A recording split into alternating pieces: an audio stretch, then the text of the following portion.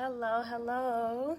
Okay, I'm actually gonna tag everyone that is in the group because I know I didn't tell you all what time I was going live. I just said this week, and so I'm going to tag you all so that hopefully Facebook will give you a notification or two so that you can actually view live. So I'm just tagging here. Give me a moment. Okay, so I just wanted to tag everyone that's in the group. Everyone that's in the group. Okay, and so this is a private group, and I believe that even if you aren't able to watch live, you will be able to watch the replay. So if you watch later and you watch the replay, just put hashtag replay. Just put hashtag replay. And so I am first going to just say thank you. Thank you for accepting the invitation from whoever invited you to join the group. Thank you for taking the time to even search for a remedy. And thank you for filling out those questions in the beginning of the membership questions and that you got the prompts to fill out. I truly appreciate it. And I realize that none of you know who I am. I don't believe I met any of you in person. And so, or even virtually. And so I realized that, okay, well, let me at least come on here and introduce myself to you and share my story, because each of us has a story. And so I'll just start with that, and hopefully you guys will join on live. I love live interaction, and so, but I'm just going to start with sharing my CVS story, and also sharing what I've learned, because I believe that knowledge is power, and I believe that we have to support one another. I believe that we have to share, and I was trying to find the best way to do it. And so I had looked to see all the different, groups that had come about with CVS on, to see what I could find. And I am in some of them, but many of them had restrictions on what you could share and things. And part of what I wanted to do is to be able to share freely, because I believe that when you suffer with a severe illness such as CVS, and honestly, I don't even like the word suffer, so I rarely use it, but it does more than just impact your body. And so it impacts your livelihood. It impacts your mental state. It impacts your finances, right? And even if you are not someone who suffers, because you might be a parent, you might be a caregiver. I opened this group up to all three categories, because you need to know these things too. And so I just first want to say thank you for the parents and the caregivers that are taking care of someone with CVS, because it is no joke, and it's not easy on the person diagnosed with it, and it's not easy on the caretakers either. And so I will just go ahead and tell y'all my story. Okay, and so my name is Inez K. Jones, and I am currently 34 years old, and I was diagnosed with CVS. Well, I suffered from it, or there I go with that word. So I have to catch myself, even with myself using that word. I actually was afflicted with it for a little while before they figured out what it was. So, honestly, I don't even know. I'm going to say about a decade. Okay. And so, I was what's called like a late, I guess, bloomer or whatever with regards, I forgot the exact terminology, but I did not have it as a child. So I know we have some teenagers, some younger people, some parents of some children with it. And so, it works different ways. So either it presents in childhood or it presents in adulthood, usually in that 20, 20-year age mark. And so, or 20 to 30 year gap. And so that's what it was for me. Quite honestly, I felt like my body changed right before I started to turn 24. It was like all of a sudden I started getting migraines and just constantly, and then I started being sick and stomach aches, and you just couldn't figure out why. And before this ailment, I could count on one hand how many times I had ever thrown up in my whole life. So it's not like, it had been going on through childhood and was never diagnosed with it. It just kind of appeared for me out of nowhere. And so I, prior to my diagnosis, was very, active. I mean, I was working full-time for Chicago Public Schools as an administrator. I was working part-time for the University of Chicago, which is my alma mater. I was a full-time graduate student working on my master's degree at night in school on all scholarships, okay? And I was running for a pageant. Oh, you can't even see it, but that's my little banner. That back then, I also I sing the national anthem for the Chicago White Sox, and I have done it, I don't know how many times, a bunch of times, and I do it whenever they call. If I'm available, I do it. And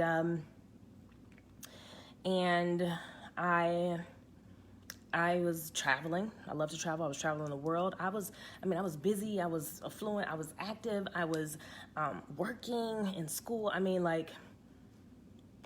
12-hour days, right? And just fine. And so, so it really, really hit me when I was unable to do anything all of a sudden, okay? And so it started off, and I'll never forget it. It was January 2011. I thought I had the flu. And people get the flu, right? 1 week, the flu, okay, went to the doctor. They said, all right, yeah, you probably got the flu. All right, after, I took off work, right? Okay, I got sick days, and so I just used those and had the doctor write a note for school, because remember, I was in school too. Very busy, okay? And actually, in 2011, I had also started my Mary Kay business. I don't know if y'all see behind me, I got a lot of Mary Kay. I'm currently a sales director, but back then I was just a consultant. And so I really, just let my body do what it's gonna do, and thought, okay, a week, fine. A week went by, still was not better. So now we're in week 2. I'm back at the doctor. Then he tells me I have, what did he call it? Gastroenteritis. So I was like, okay, he said, well, just give it another week. Gave it another week. I was still sick. I'm talking about sick to my stomach, right? And I don't have to explain to you all what it's like, because y'all know what it's like, right? And so then now I'm in week 3 of sick in January 2011. Go back to the doctor. And then he tells me, oh, well, it's probably because you're around the kids, because you work in the school system, that you are, you just keep catching their bugs or something. So it's probably another virus. I said, no, doctor. I haven't been to school or work in 2 weeks. I haven't been around anyone because I was single. I didn't have any children. I wasn't married or anything. And I lived alone in my own, apartment. Well, I was renting a condo at that time in my 20s. And so I said, no, that's not possible. You need to do more tests. Something is wrong with me. And it's unfortunate that you have to be your best advocate. You have to be your number one spokesperson. Or if you are a parent of a child, or you're caregiving of someone, you got to be their spokesperson. And you got to listen to them, because they know their body best. They know their body best. And for the babies and the teenagers, teenagers could, articulate, but the babies might not be able to really articulate it. So you got to speak up on your children's behalf. And so I've never been afraid of holding my tongue. And I told him, doctor, you're going to have to do more tests. Something else is wrong with me. This is not normal. I can't do anything. I'm throwing up like crazy. My head hurts. My stomach hurts. It's really, really bad pain. And I'm like physically sick. So you have got to do more tests, because it's not possible that I had the flu, then I had gastroenteritis, and now you tell me I caught some bug and I've been around no one. No, not possible. So that's when he started doing more tests, and test after test, and I was still sick. And so basically, I just kept getting sicker and sicker and sicker. And so I ended up having to take a medical leave of absence. And my birthday is Valentine's Day. So that February, I turned 25, right? And so now I'm at 4 or 5 weeks. And I actually went out of town because I had already had it planned. I went to Vegas for my 25th birthday, and I had a little fun, but I was actually pretty sick while I was there, and so it was unfortunate. But but I was like, listen, I'm gonna go. All right, I already paid for the trip. I'm gonna go, and I had gotten a tad bit better because he started giving me prescriptions and different things. He gave me Zolfran, or Ondestrotron, I think is the official name for it. He gave me I don't know, some other, I couldn't even remember. He gave me all kinds of stuff to try to, start treating the symptoms. And so then, and actually that's what happened. So then let's say in January of 2011, a little, after New Year's is when I first started getting sick. And then I was sick for like the whole month I was sick. And then it seems like I started getting better, And so that's why I felt okay enough to go ahead and go to Vegas, 2 weeks later for my birthday, even though I was still kind of sick. And then I got home and I was sick again, and I had gone back to work. And then it seemed like I was okay for a couple of weeks. I was like, okay, whatever it was, it's good, it's gone, I'm better. Boom, then it came back. I was like, what's going on? Went back to the doctor, and, then it's just like I got sicker and sicker. So now that was March, and then in April, I ended up having to take a medical leave of absence from my job.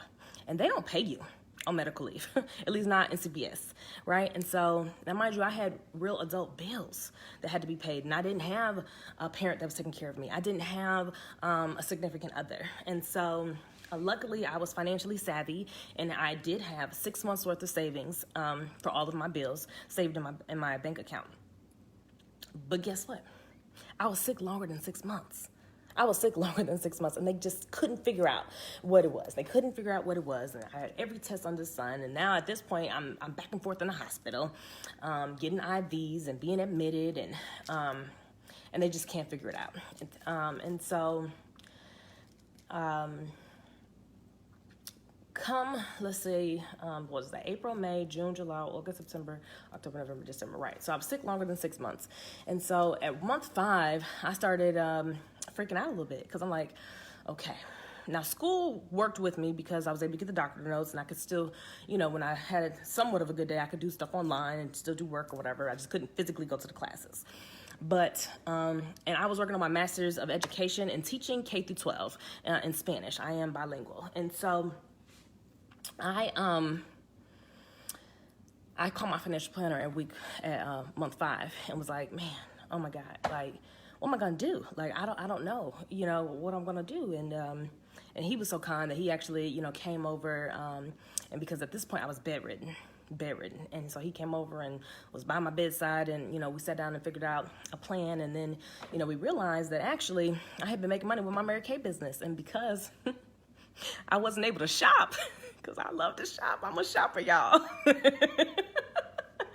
And I had only joined Mary Kay back then because I wanted the discount. I wanted the 50% discount to be able to buy my makeup, so be able to, do my makeup for the pageants and things, and buy it for myself, get the tax write-off so I could have a tax break since I was making a significant income, and I didn't have children or any write-offs. And so I never intended to even work as a business. I intended to actually do it part-time, but I digress. But for me, it was just extra money when I was well, and it ended up becoming something that took care of my bills when I was too sick to be able to do it. And so he was like, well, Inez, let's just use the money in your Mary Kay account. I was like, what you talking about? That's just my shopping money. Ain't no real money in there.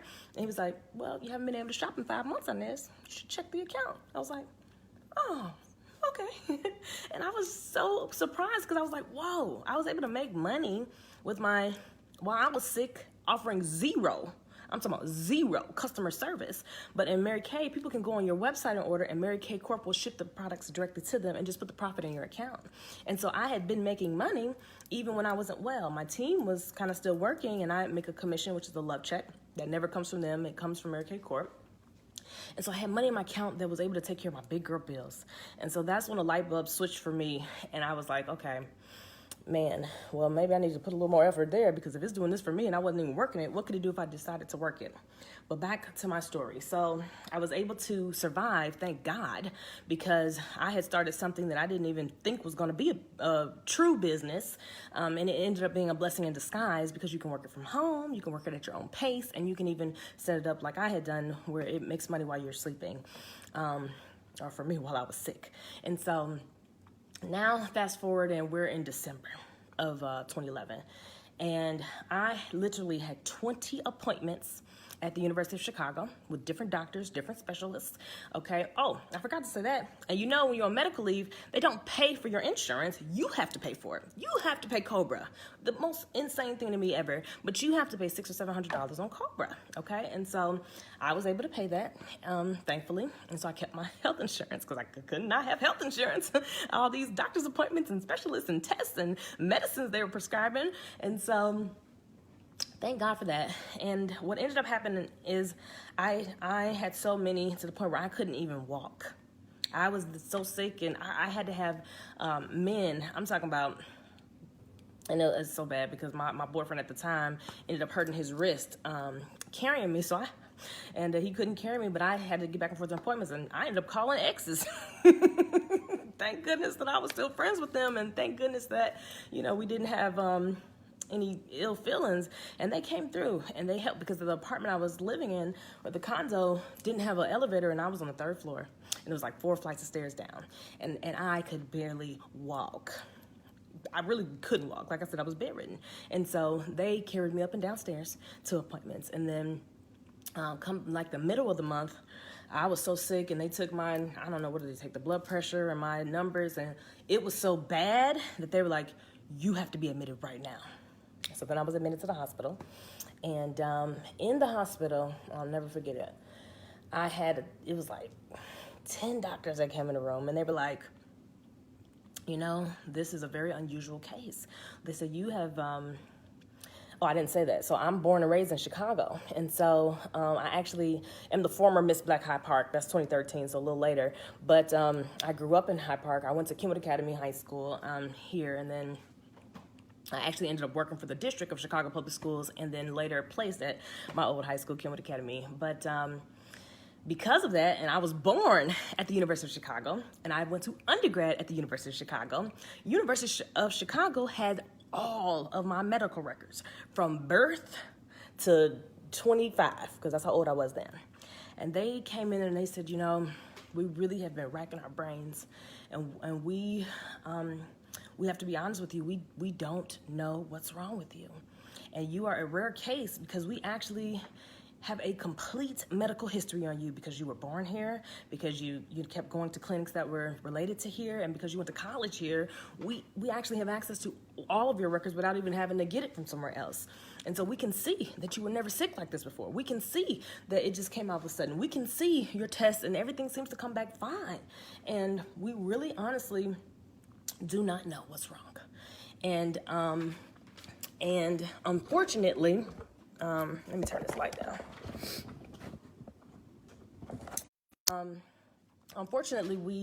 They told me, I had a kidney infection as well when I was hospitalized, and so they were able to treat the kidney infection. And once that cleared up, they said, basically, we don't have any reason to hold you medically because, you know, your kidney infection is better, but we still see how sick you are. We still see that you can't hold food down. We still see that you can't drink water. You know, we're giving you fluids, but we don't know what else to do. We don't know what's wrong. And I said, well, I don't feel any better. I feel like I'm about to die. And okay, maybe my side or my back doesn't hurt as much with the kidneys, but something is still wrong. And y'all can't figure it out? If y'all can't figure it out, who can figure it out? Who? You know, and then they had the psychologist come in and talk to me. I said, oh, okay. So they think I'm making this up. They think that I'm crazy, that I don't know what I'm talking about, and that, you know, I'm whatever that word is, that somebody just makes up stuff to be sick and stuff like, you know. And I had to really set that lady straight. I had to say, now listen, I can count on one hand how many times I had thrown up before this. I said, I work a full 9-to-5 job, a part-time thing. I listed everything I just told you. I said, I live alone. No one is beating on me. I'm not crazy. I'm not making anything up. Trust and believe, if I felt better, I'd be gone. I wouldn't be here. I'd check myself out. Like, something's wrong with me, and I need some help. And I haven't been sick before, so all I know to do is to go to the hospital, to go to the doctor. Like, that's all I know. And so if y'all can't help me, then who can? And I said, I said, I'm not suicidal. I don't want to die. I'm trying to live. I'm 25. I got a lot to accomplish in this world.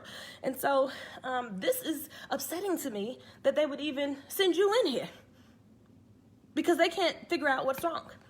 And so I said, you know what? I need all of my medical records, all of them. How do I get my medical records? So literally, they took me through a thing to get all my medical records. Now, mind you, remember, I was from birth to then, so it was a lot of them. I ended up having to pay too. I was very upset with that, you know, but whatever. I paid the hundreds of dollars or whatever they charged me, and I literally was discharged against my own will, got those medical records, and I had my mother or whoever was with me at the time take me right to another hospital, which is Northwestern. And I went to Northwestern Hospital. And at Northwestern Hospital ER, they then, you know, could see all the records and things. They didn't admit me, but they scheduled an appointment for me to see a specialist. And that specialist was a GI specialist. And she, you know, looked over all of my medical records. The appointment was like a week out, and so I ended up having to go back home. Again, I'm on medical leave now, so I'm still sick. You know, my primary care doctor had to keep sending this paperwork so I could keep my job and whatever, you know, for that. But, and that was the other thing I should say. I was smart enough to have already gotten, and honestly, it wasn't even my smarts. It was my financial planner. Thank God for him, because he told me that to get this insurance, you know, because you just never know what can happen. And the insurance was something that would cover your, I forgot what it's called, but it's basically like if you get sick and you can't, you know, work, but due to illness, that, you know, you could still be paid from this insurance policy. And so it was taking money automatically out of my check every month, or every 2 weeks or whatever, without me thinking about it. And so then he reminded me when he had come over that I could use that. Now, let me tell you, they took me through the ringer to get that money, okay? It was not immediate, and if I was dependent upon that, I'd have been out of a house and a home, on the street or back home with my mama. But it did come in handy later, and finally got all the paperwork signed and stuff, and was able to get that money. So that was a really blessing, and something I do recommend for those who are working now. Get that kind of insurance, and I'll find out for him exactly what it was called and post it in the group. Okay, so back to my story.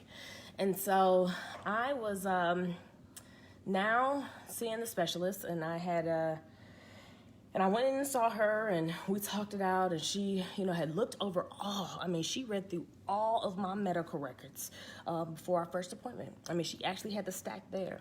And I was like, thank you. You know, she's thorough.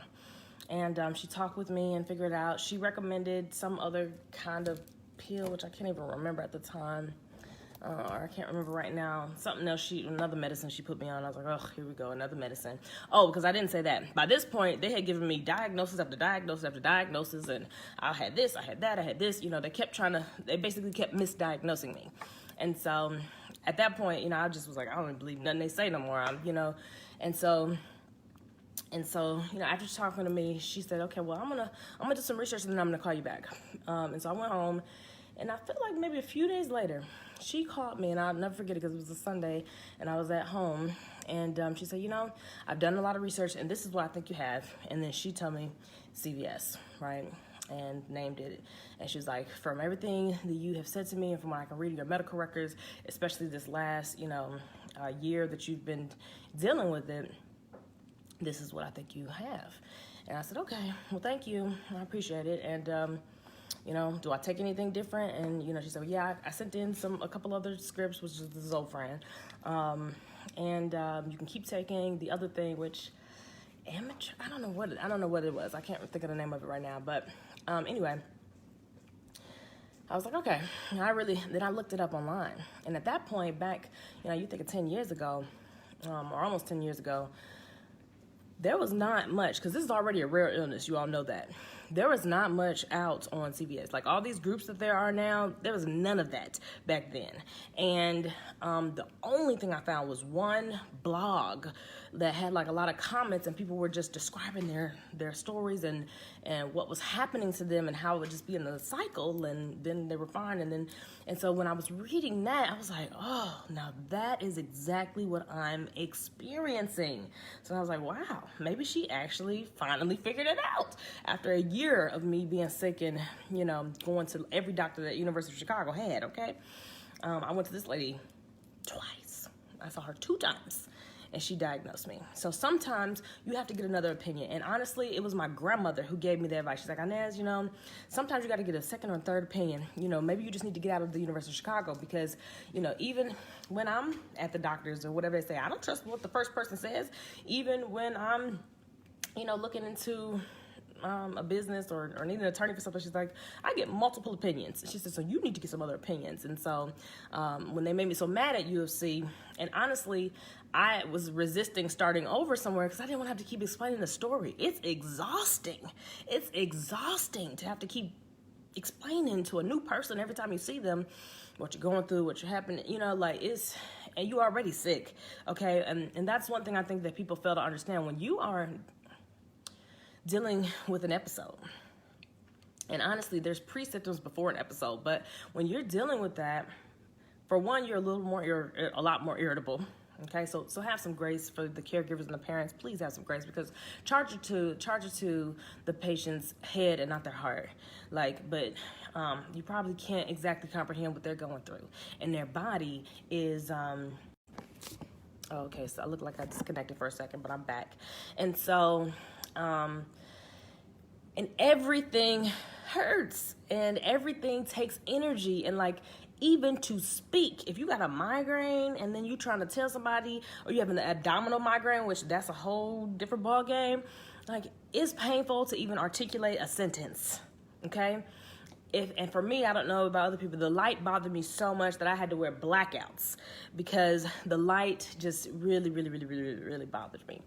And so anyway, that's why I was resisting having, starting over at a different place. But when they made me pissed me off so much at University of Chicago, I finally took my grandma's advice and I went to Northwestern. And thank God I did, because 2 visits, how much, turmoil and money in medical bills could I have saved if I would have made that decision sooner? So if you haven't seen or gotten a second opinion, that is what I recommend.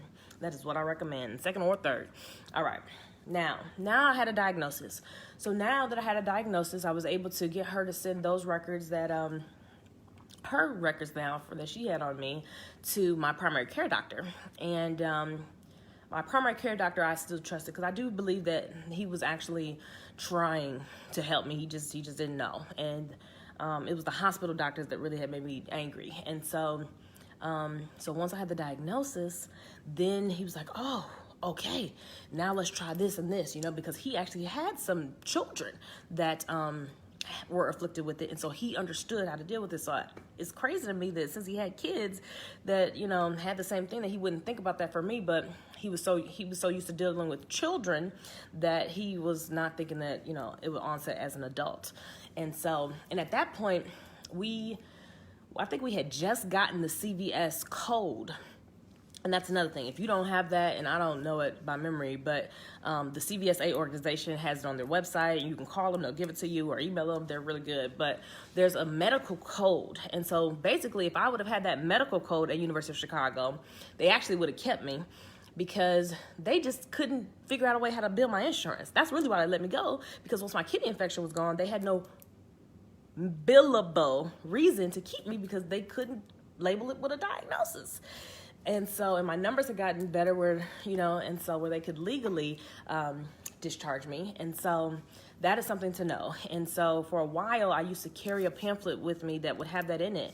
And also that pamphlet that tells them how to treat, because I found myself when I was going into the hospital, and you go to an ER, you get a different doctor every time. And so it got to the point where I had to tell them how to help me. So I had to tell them I need IV immediately. I had to tell them that I need Ativan, right? I had to tell them that I need Zofran intravenously, right? And then you get them thinking that you were, what they think? That you were a drug addict or something, because, you come in, you know what you want, I was like, Has nothing to do with any of that. But then when I can give them the pamphlet, then they can just be quiet and read it and then understand. And so, and help me. And so, and then sometimes, there's one other thing that used to help me. I can't think of what it's called right now, but it's been so long. See, I used to have it committed to memory, but it's been so long since I've had to even deal with that or go to the hospital that I don't even remember the name of everything now. But those three stood out because those are the most important. And so, so back to my story. So I definitely was, now at least I had a diagnosis, because my prayer before that is like, just, you know, God, just tell me what it is, like, and let it be treatable, you know, and, you know, I will figure it out. But my goodness, not knowing or keep getting these misdiagnoses or the prescription for a prescription for a prescription. Because at that point I was on 20 different medicines. Like, it was ridiculous. And so I had my own pharmacy, literally. And so, so I'm taking a medicine for the side effects of another medicine, really is what it boiled down to. And so I got that answer. And so once I had that, then we were able to try to, you know, figure out, well, what will work best to treat me. And then my primary doctor prescribed amitriptyline. And amitriptyline, actually, you know, y'all know, amitriptyline and CoQ10 are, you know, something that I'm sure all familiar with. Although I know there's another triptyline, I forget what it's called. So, you know, one of the triptylines, whatever you're taking or works for you, but amitriptyline was what worked for me. We did try all of them, but only that one seemed to work. And for me, it put me to sleep. I mean, knocked me out. And so I was, you know, 30 milligrams, 10 milligrams, 20 milligrams, cutting the pill in half from the 10. We tried everything, okay, in different formulas. And he wanted me to take it every day. But if I take it every day and it's knocking me out, how do I work? I had a 9 to 5. I'm like, I can't do this for the rest of my life. We have to figure out another solution. And so he had me do, you know, he had me like stop taking everything, and to try to figure out, we did a gluten-free. We did, you know, to figure out if it was the glutens, and it wasn't. And, you know, I had to take a food diary. And so basically we're trying to figure out what were my triggers. And so I think that's really important. Have you figured out what your triggers are, or what the person's triggers are? Because that, I think, was key in figuring out for me. Excuse me. Actually, let me drink my coconut water, and I'm going to talk about the waters in a second. And I'm sorry, this video probably will be longer than any other video that I do going forward, but I just wanted to just get it all out and give it to you all so you all can, you know, watch and replay, and you can comment later. And if you have questions, you can ask questions. And if you, you know, come later and want to type the questions in the comments, that's fine. And then maybe the next live I can address it, or I can just respond in the comments depending. And, okay. And so with the, where did I leave off? And so now we're trying to figure out like trial and error. And so we're figuring out my triggers. And so what we ended up finding after a long back and forth was that cheese was a trigger. Alcohol was a trigger. My cycle, my lady menstrual cycle, was a trigger. Any headache or migraine was a trigger. Stress was a trigger. And well, I can't do spicy foods, but I don't think it has anything to do with CVS. Yeah, I think that's it. And so, oh, and anytime I caught any kind of cold, virus, if my body had an infection, any of that is a trigger, right? That's serious triggers, okay? And so now that I at least knew what my triggers were, now we can, you know, I can control some of them, right? I can control the wine, I can control the cheese, and I can try to control the stress, and I can try to do things to boost my immune system. And so, again, I'm still on medical leave all this time, and so now, of course, we're in 2012, and I'm still dealing with it. And so he finally then wrote for me to go to Mayo Clinic because we just couldn't figure it out. And I was just bedridden and very sick. And, you know, even if I got better a little bit, it was only short-lived. And so, and I was back and forth to the hospital. I mean, I was a regular at the hospital, a regular. And so he wrote Mayo Clinic and sent them everything they needed, and they accepted me. And then I went to Mayo Clinic in Rochester, Minnesota. And that apparently was a lengthy and tedious process to even be accepted to be seen by their specialist. But now, at least I'm going with the diagnosis of what I have. And for me, I found out, well, actually, okay, so now Mayo Clinic. So now that's another expense. Now think about that. So now I'm in Chicago. I'm not working. I've been on medical leave. I'm not being paid. And now I have to figure out how I can pay for a flight and a hotel stay for a minimum of 2 weeks in Minnesota. And then actually they scheduled me to come back for another 2 weeks, you know, a month and a half later or whatever it was.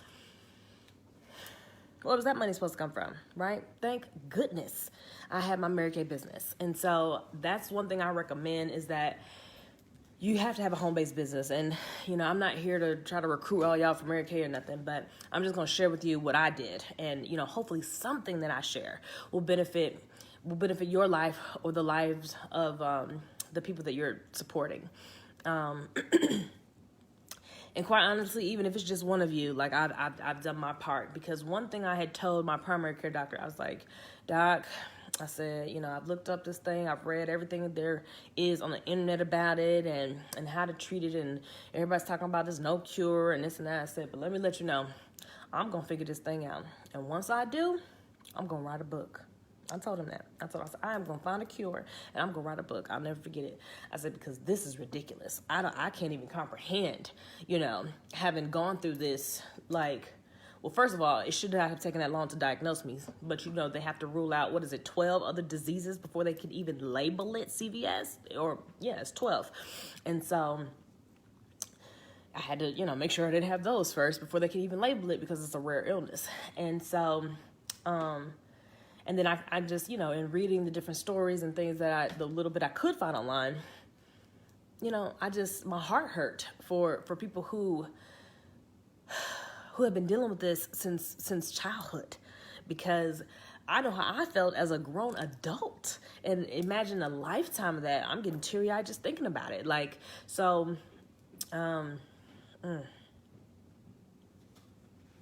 I just want you all to know that I am very passionate. I'm very passionate about this. I'm very passionate about, you know, pouring all I can into you all via this virtual method. And especially in this day and age and with this whatever mess is going around during this pandemic, I was like, man, well, people with CVS have to be real careful, because a cold can put us in the hospital, let alone this, whatever they got COVID thing going on.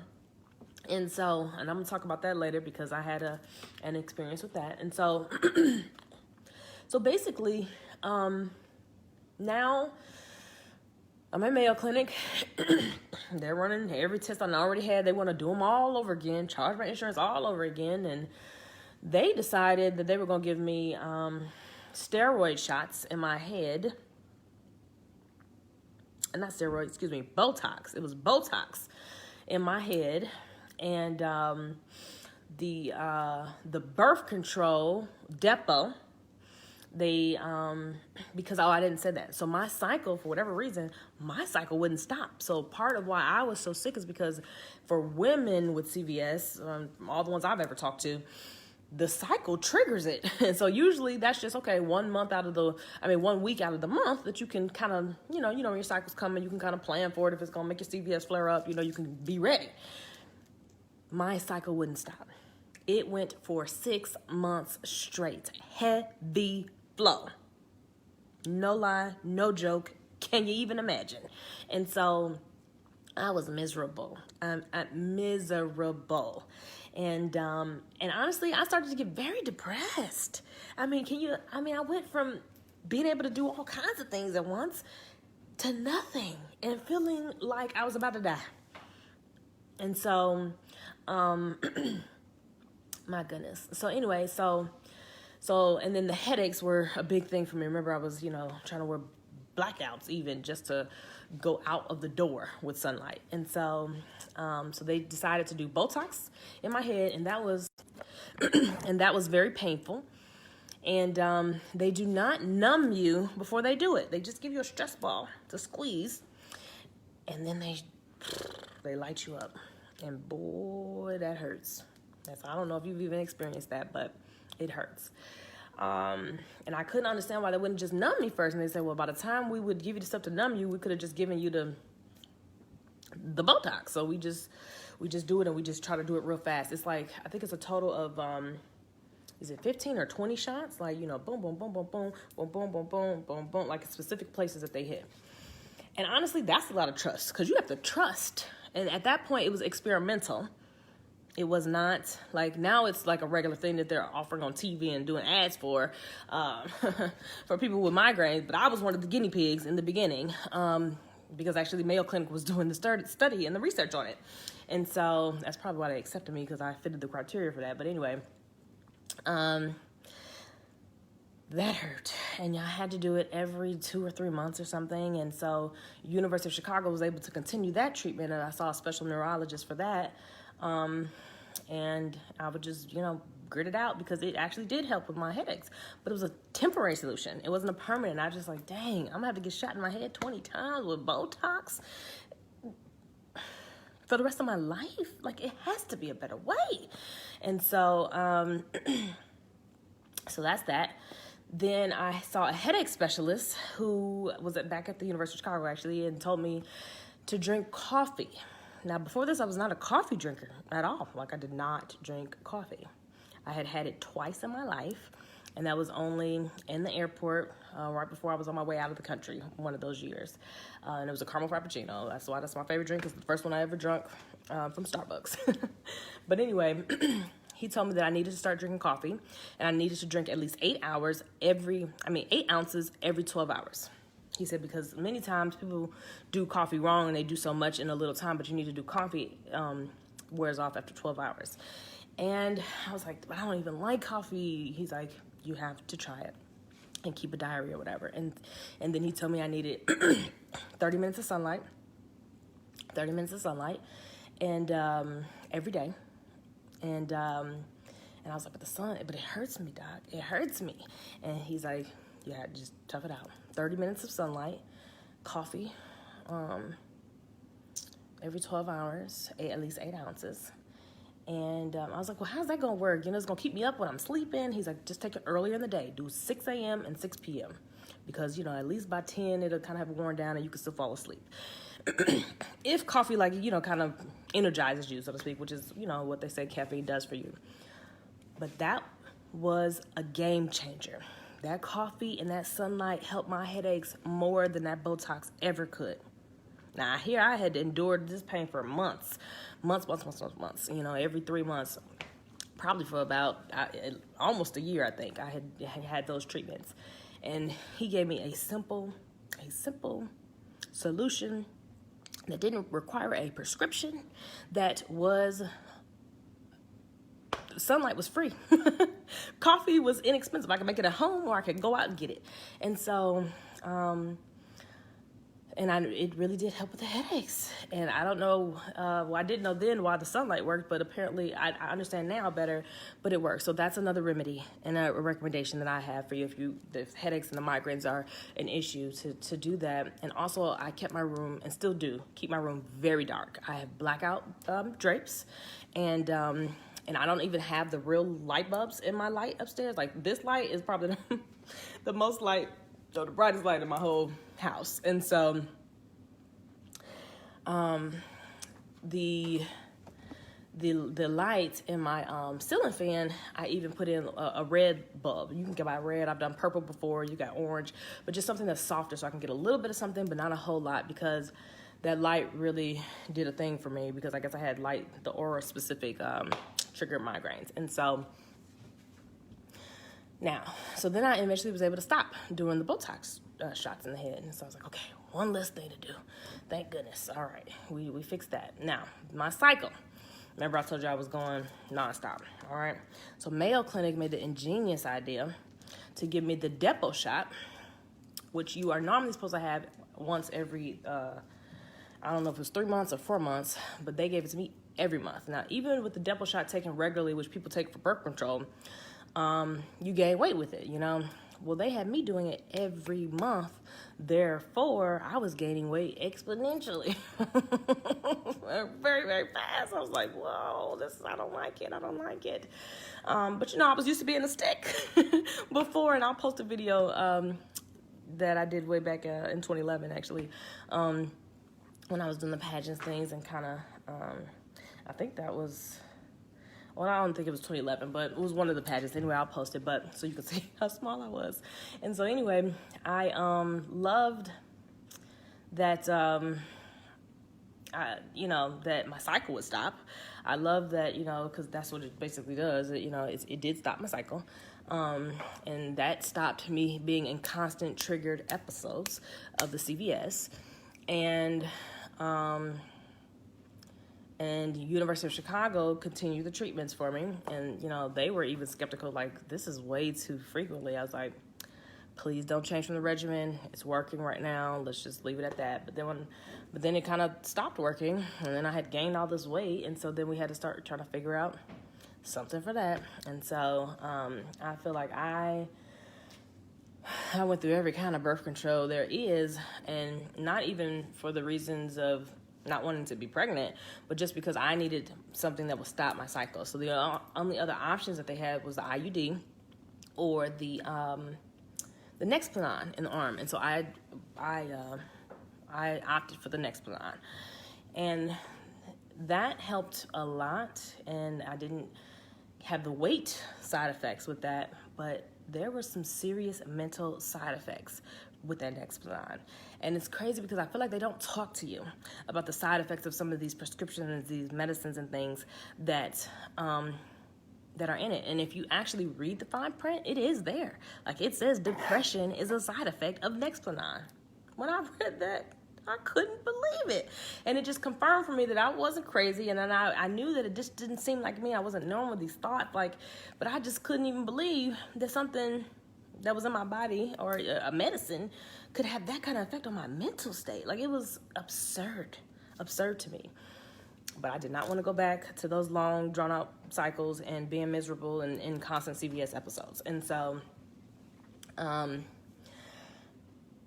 you know, I just dealt with it. And finally, I felt like after 3 months, those side effects went away. And once I realized that that's what was causing it and it wasn't me, I was able to just, you know, focus on some positivity and some gratitude and some different, you know, self-care methods. And honestly, counseling, I do recommend counseling for anybody that is dealing with people with CVS or is afflicted with it themselves, because, you know, it is mental. It is mental. And so I wholeheartedly and I believe in it. And so you have someone to talk to that's a professional. And so, all right, so I definitely wanted to, so that was in for 3 years. And after 3 months, I felt like it kind of, those, you know, depressing thoughts and that side effect kind of disappeared. And I think that helped with, I don't know, maybe I got used to it, or maybe because I was doing, you know, the positive gratitude and affirmations and things to kind of counteract those negative thoughts. And because I had never been depressed like before, really, I hadn't. And so it was new and weird for me. I was sad before and, you know, worried about it, but not like this. This was very different. And so I let's see, I finally had gotten it taken out after the 3-year mark, and then I was so scared. I was so scared of what my cycle was going to do, if the CVS was going to like flare up, and someone told me to just, you know, give it a little while, give it a few months, and just let my body try to regulate itself, because a lot of the prescriptions, and I had taken testosterone and progesterone. I mean, they had given me some of everything, trying to, you know, counteract and figure it out and all that. And they was like, and one of those one of the things that they gave me made my body think that it was pregnant.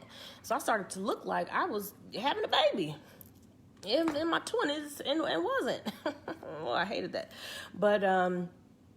But that's what they had. That was their solution to get me to stop having a cycle before we tried the next one on. I just forgot to say that. But anyway, and so once I got that out, it was, a little rough those first few months. But eventually my body started to re-regulate itself, and I started to have a regular cycle again. And so it was, a lot of this is trial and error. It's trial and error. It's experience. It's seeing what works for you, because everyone's different. Everyone's symptoms are different, and I'm just sharing kind of what has helped me. And so, not even just what has helped me. I'm sharing with y'all just my story, period. And so, all right. And so that's the cycle piece. And so I started to just try to figure that out and work on that. I figured out that, stopping the foods, the cheese and the alcohol, really, and limiting my stress, which meant I had to extend anything that was stressing me out, and building my immune system. But the most important thing that I think I figured out was the water. Because CVS, we dehydrate faster than a normal person. Therefore, we have to drink three times as much water as the normal person. And so I had, over the years, tried all kinds of water and different things. And what I found is that there are different levels to water and different levels of hydration. And I was even taking those the pills that are good for your electrolyte pills. And I was able to wean myself off of that because, that was another thing. I had seen a specialist for my cycle, and he was the one that had me stop all the medicines. It was the best advice anybody ever gave me. Because, well, two things.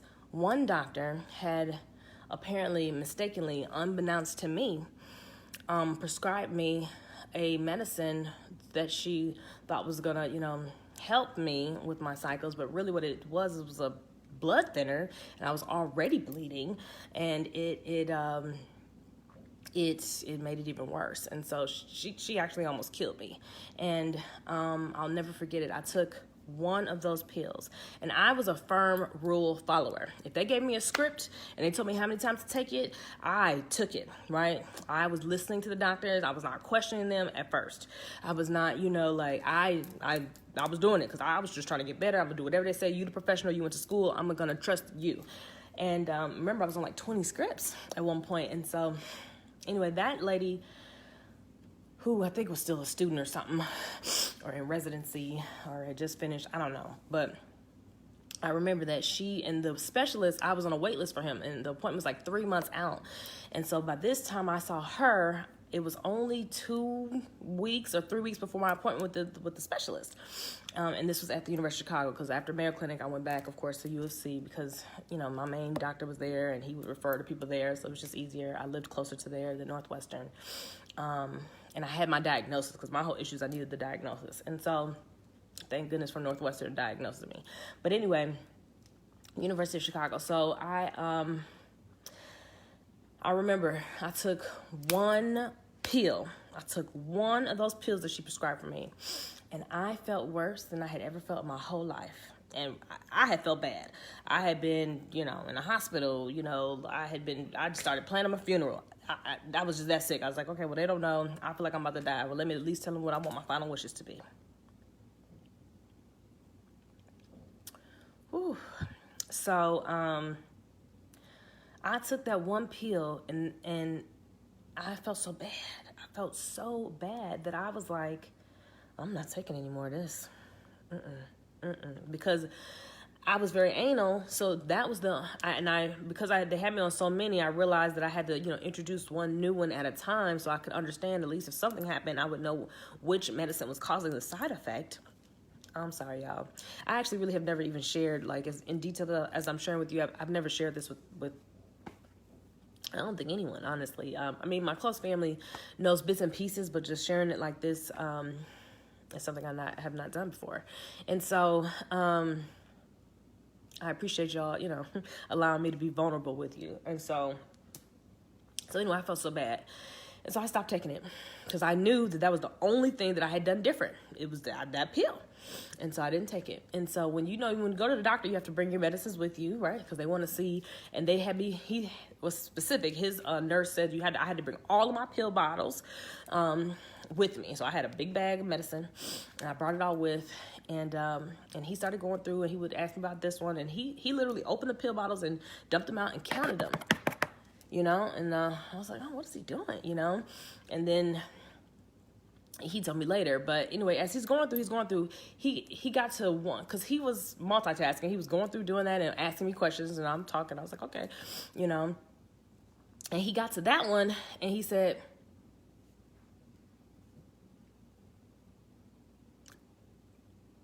how many of these did you take? How many of these did you take? And I said, I'm so sorry. I only took one. I usually will follow the instructions. Oh my God, I'm so sorry. But I only took one. I only took one. I know it's a bunch left and I was supposed to take it every day, but I only took one because it made me feel so bad. It made me feel so bad. Like, it made me feel so bad. And he was like, he didn't say anything. He stopped. He didn't even stop because I was talking and ranting. I was like, oh, I'm so sorry. He walked out of the room without saying one word to me. One word to me. I was like, oh, I done really messed up. I usually listen to the doctors. And then he came back, I don't know, about 10, 15, 20 minutes later. I was like, dang. And then he came back in. He said, this medicine would have killed you. He said, I don't know what made you not take this one. He said, because I can see that you took every other pill as prescribed, but this one would have killed you. He said, so I'm so glad that you didn't take it. He's like, and I'm sorry that I walked out like that. He said, but I had to go and call the doctor that prescribed this to you, so she can know that she almost killed you. And I cried. I just cried. And I was just like, oh my God. Now, I probably should have sued that lady. I really probably should have. But I was still sick, mind you. And I'm just trying to get better so I can go back to work again. I had it in my mind I was going to go back to the 9 to 5 and get my benefits and everything. And he said, this is what we're going to do. He said, you're going to stop taking everything. I said, oh, no, doc. I said, oh, no, I'm sorry. I know you're the specialist. He was like, what made you stop taking this one? I said, well, because it made me feel so bad. I said, and I knew I had an appointment with you and that everybody had ranted a rave about you and you were the specialist in the menstrual cycle industry. He was a a gynecologist. And I had been on your wait list for 3 months, and it was only two or 3 weeks or however long it was. I said, I figured I've been suffering this long with my cycle and the illness and things, and so I was a couple more weeks. And so he said that was very smart of you. He said, and I'm sorry you had to wait so long to even come and see me. He said, but I'm going to tell you to stop taking everything. Everything.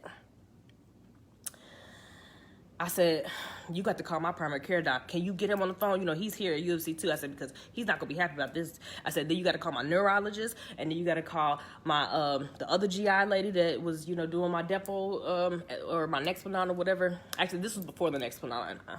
No, this was after. I don't know if it's before or after. The timeline gets messed up, but whatever. Every specialist that I had, I told them, you have to call everybody. I said, because they're going to be very upset. They're going to be very upset. And I've been taking it, and I don't know. Yeah, I said, because I'm actually better now than I was. I'm not 100%, but I'm a little bit better. He said, you're going to stop taking everything. I'm going to talk to all of your doctors. All of them. He said, because someone should have caught this. Someone should have caught that you should, this medicine and this medicine, all these different medicines counteracting each other. Someone should have caught this. You should not have had to catch the fact that this didn't feel right. He said, and thank goodness you did. You saved your own life. You saved your own life. And so I say that and share that with you all to say, if that person who is afflicted is telling you something, please believe them, because no one knows their body better than them. No one does. And so it was the best advice anybody had ever gave me. I didn't know it then. I was nervous because it had been so long that I had been dealing with it, and kind of thought I had figured out a regimen, but it was the best decision. And so he wasn't lying. And, you know, he was, like I said, he was a big dog, right? You know, like I said, it was a 3-month wait list just to see him. And he emailed all my doctors and told them, I'm stopping everything. She's not taking anything anymore. And he did. And I did. And eventually it started to clear out my body. But, you know, some medicines take a month, some medicines take 8 months, some medicines take a year to get out of your system. I couldn't even believe that. Like, they take that long? I was like, how could it still be, you know? They take a long time. These medicines are no joke. And even, I was scared because I was like, well, wait a minute, what about my amitriptyline? Because, like, I need my amitriptyline. Like, I need my amitriptyline. You know, like, he said, everything. You stop everything. And I did, you know. And so I think the only one I used sparingly was that Zofran. And so I really got into the hydration piece. Let me go back to the water. And I'm so sorry that this is long. And if you need to watch it in segments, you watch it in segments. But I got to get it out while I'm just talking about it. Because like I said, I have never really even shared before. And so I started getting into the waters. All right, so here's what I found about waters. Water is a remedy for CVS. And I guess maybe I'm going to have to go back and recap like different things that I'm suggesting as remedies. And again, I'm no doctor, you know, trust your doctors if you want, or, you know, give a try some of the things that I'm saying. But, you know, this is not medical advice. This is my own opinion. And, you know, take it or leave it at your own discretion. Now, water, we dehydrate faster than the normal person. Therefore, we have to rehydrate way more. Okay, so once I understood that and the whole electrolytes thing, I started drinking more water. Like, I'm talking about gallons upon gallons a day of water.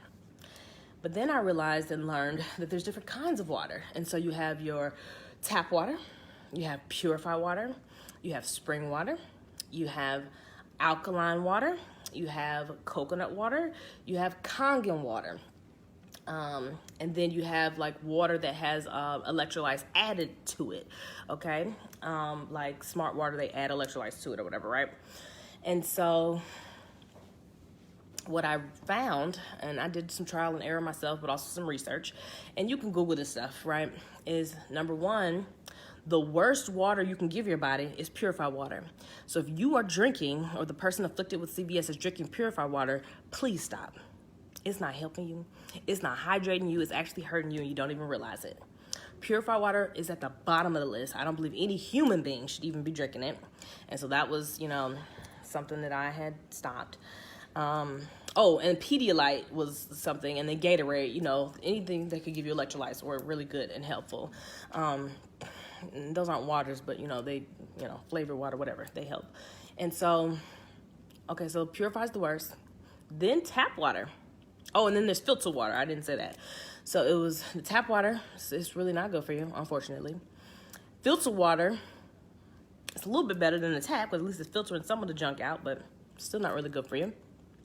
Spring water is the best, like bottled water. Any kind of spring water. I don't care if it's name brand or not. Like, okay, so this is one of the spring bottles. I think I got that from Aldi.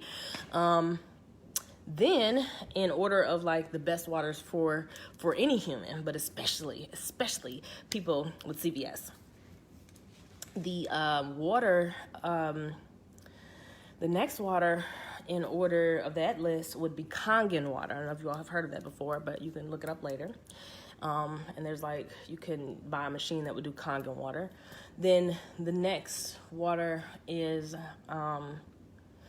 I'm sorry. Before Kangen water, and maybe even before spring water, would have been that Smart Water with the electrolytes. So let's go back. So it would have been purified's the worst, tap water, filtered water, like any water that has added electrolytes, like Smart Water. Then spring water is better than that electrolyte one. Then Kangen water. Then alkaline water. And alkaline water really was a game changer for me. So much so that I ended up purchasing an alkaline machine. And I'll find out where I got it from and put the link in there, or the contact person who can buy it. And you can buy it outright, or you can put it on a payment plan and just pay monthly installments, make it another bill. But man, was it a game changer. the alkalinity in your body really does need to be balanced, and it's important. And I didn't even realize how much it had helped me until, because my uncle had a machine and he would just bring me jugs. But then when I had moved further away, I didn't drink it as much, and I realized I was feeling bad again. I was getting dehydrated again. The episodes were flaring up again, and I was like, "What's different? What's different? What's different?" I was like, "I'm not drinking the alkaline water." So I went back to it, and then it started helping me again. So that's when I made the decision, when I moved to the house that I'm in now, to buy a machine. And so I bought a machine, and so I only really drink alkaline water, or last but not least, and the best of the best, coconut water. It is a natural, from the earth, and organic is always better. And they come in flavors.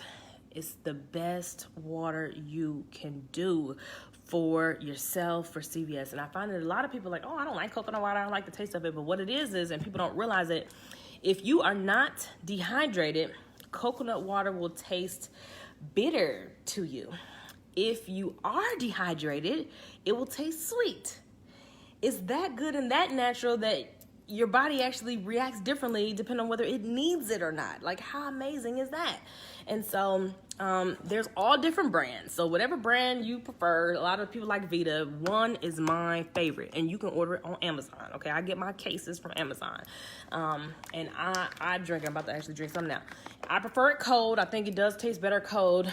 And I did get rid of dairy, of course. So then, I switched to coconut milk and things, and they got coconut yogurt, they got coconut ice cream, they got coconut everything. Because, oh my goodness, giving up ice cream, giving up alcohol, giving up cheese, those were some of my favorite things. And so I'm gonna tell y'all maybe in a later one, but I was able to add those back. And so now I still don't drink a whole lot of alcohol. I don't really do more than a glass or two of wine. But I was never a heavy drinker before this. And so, but before, when I could not even put that in my body without having an episode, now I put cheese on whatever I want, and now I'm able to, have a glass when I'd like. And I'm also, I can eat ice cream and not get sick. And that was unheard of before. And so I definitely believe that some of the things that I've done have helped me to get to this point. And so this coconut water is a game changer too. And this one is, it's affordable. You can get it at Whole Foods. You can get it at Aldi even sells one now. Walgreens sells it, or CVS. I hate that name, but CVS pharmacy, whatever, sells it too. But yes, so it's amazing. And I think that was a game changer. And so I keep a gallon of water by my bedside, and I keep waters, of course, in the refrigerator, and I keep some, room temperature, and I drink water. Like, I literally, instead of making Kool-Aid, I don't drink soda unless it's ginger ale, because, oh my goodness, when you are nauseous, ginger ale, Zofran, saltine crackers, and Frito chips, plain, were game life savers for me. So you all probably already know, but if you don't, then there's that. Get you some. Keep it always at the house. And then Pedialyte and Gatorade were good too. But this Coke and coconut water. So I love coconut water and alkaline water and spring water. So those are the three that I drink now on a regular basis. And I go through gallons. And so you're supposed to do the math on your body weight to figure out how much, you're supposed to drink, like, regularly as a person, and you can just look online and Google whatever that says, and whatever that number is, you times it times 3, and that's how much water a CVS person needs. And trust me, you're going to be going to the bathroom a lot, but it's okay. It cleans out. I rarely have a kidney infection because it's always getting cleaned, all right? And so the other thing that I made is I took probiotics. And probiotics, there's different kinds, right? You need to take live probiotics, because the live probiotics, I don't even know why, but it's better because it's live, and you have to refrigerate them. So that's how you know if it's live or not, because if it's not in the refrigerator when you buy it, it's not live. And so you want to take that. And now I actually take omega-3 is another really good supplement. Of course, CoQ10. I mean, we all know we take that on a regular, okay? And vitamin C packets every day. And another one that you might not have heard of, but it's Pro-arginine. And I think that this really helped me. Pro-arginine is something that is a natural supplement. It's a powder that you mix in your drink, just like you do the vitamin C packets or emergency C packets, you might know them as.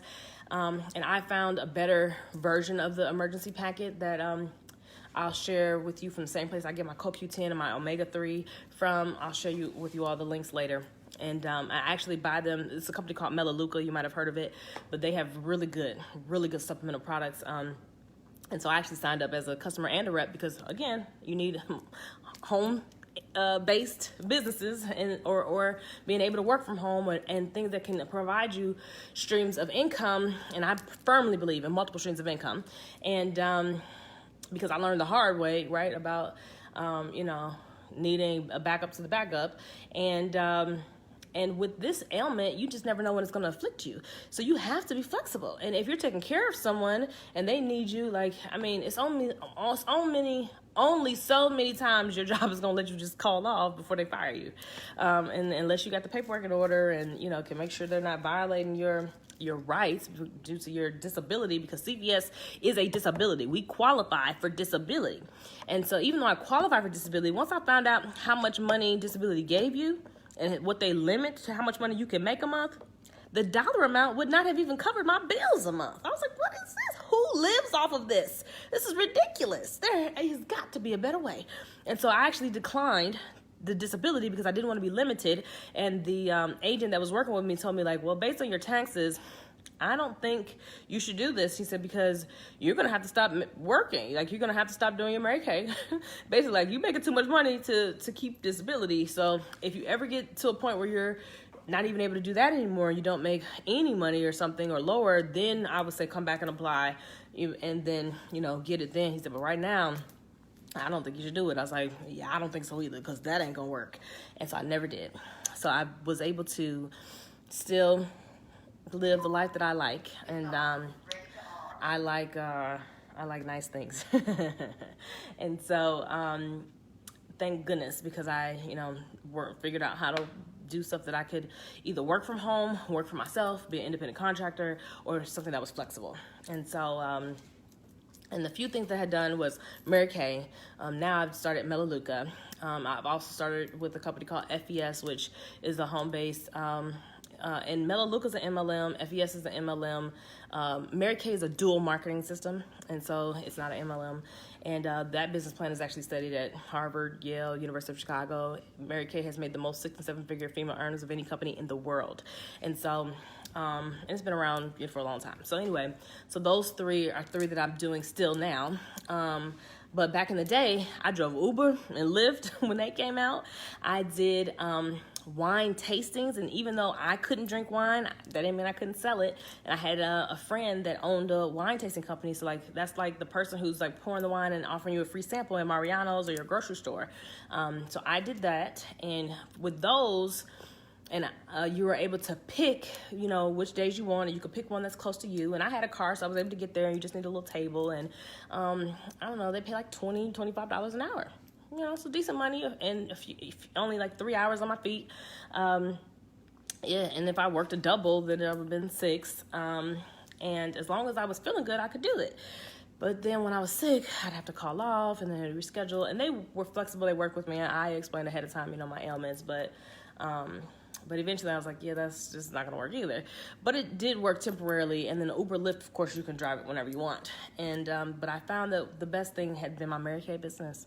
And I used the profits from my Mary Kay business to launch my consulting company, where I help students to get scholarship money for college now with Inez K. Jones Consulting.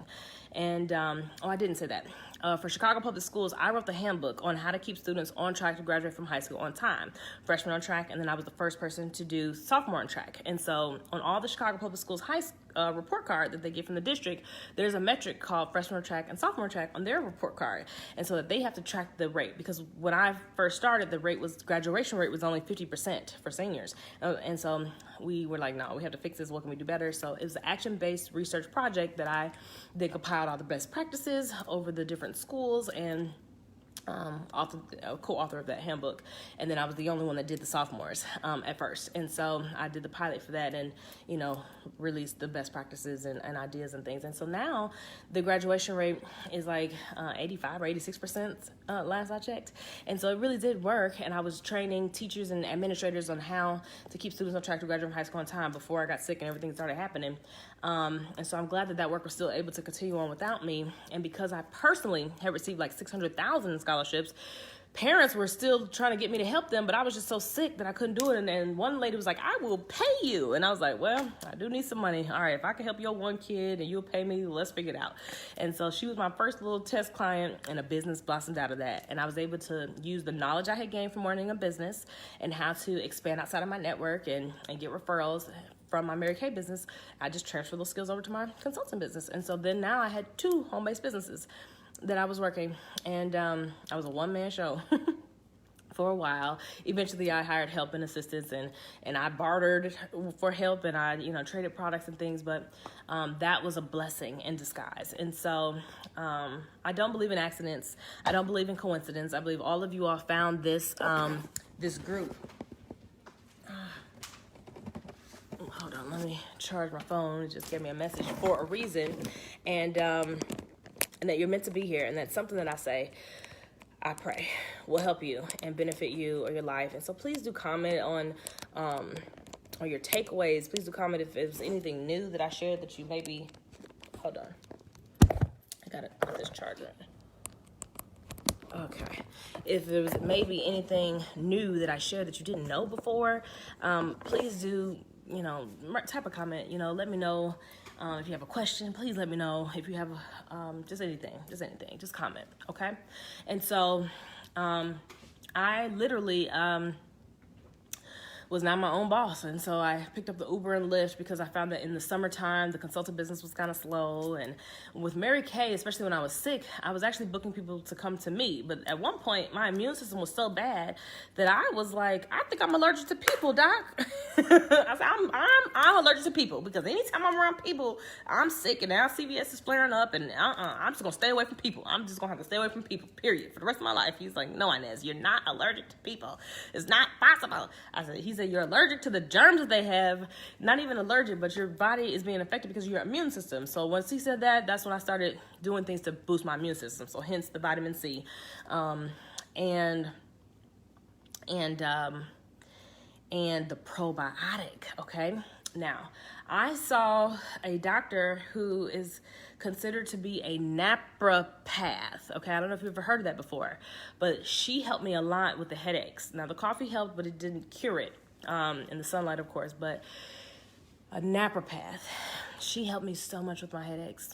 When I went to her, at first, it was in those blackouts, and the timeline of my story is getting all discombobulated, but I'm just gonna give it to y'all, okay? And so she did her magic, what she was trained to do, and basically a naturopath works with your lymphatic system, okay?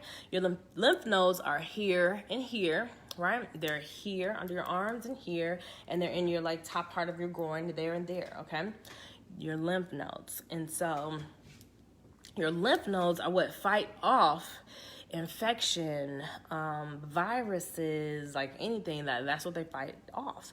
And if they lose the battle, you can then you either get sick, and what I had happen on more than one occasion is that your lymph nodes can actually get infected, and when they get infected, it's really bad.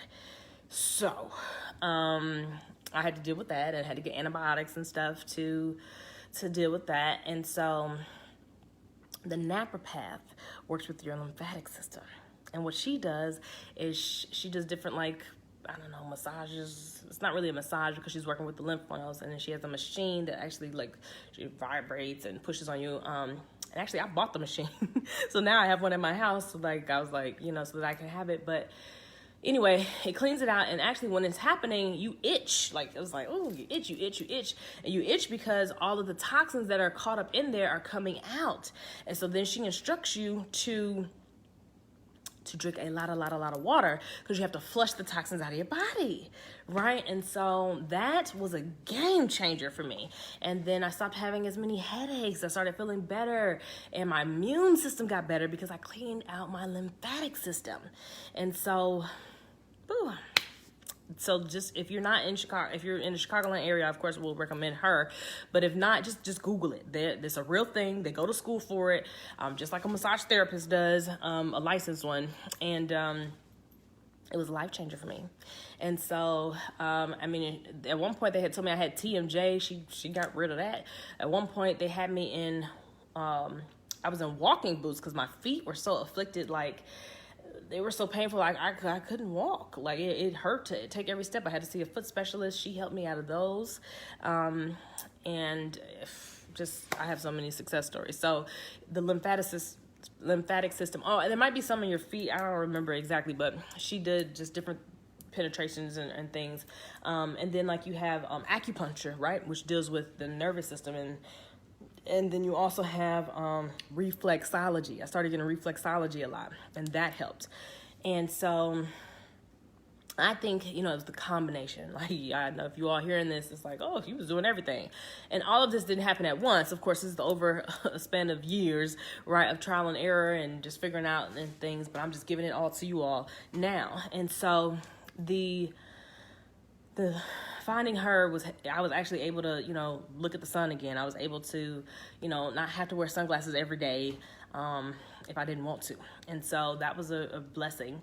And she was the one that told me about the live probiotics.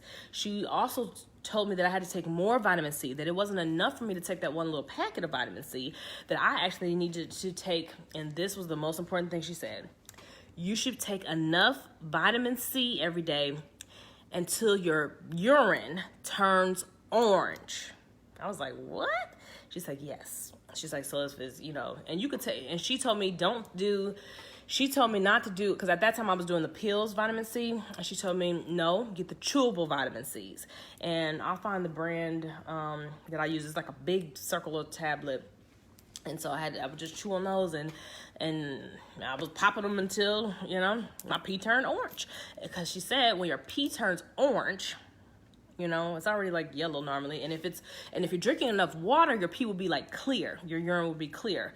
And so that's how you know if you're drinking enough water, is if they have the clear. And for the vitamin C, you know if you have more than enough vitamin C once your urine turns orange. So that was a game changer because where I thought I was helping my immune system, I was not giving it enough so that it can fight. I wasn't cleaning out my lymph nodes before I met her so that they would be free to be able to better do their job to keep our immune system up. And if you can keep your immune system up, then now you're not getting sick every time you're around a person that has a little bit of a germ, or a child that has a germ, because Lord, the children's germs are stronger than anything. And so, you know, and I worked in education, so I was like, oh boy. And so,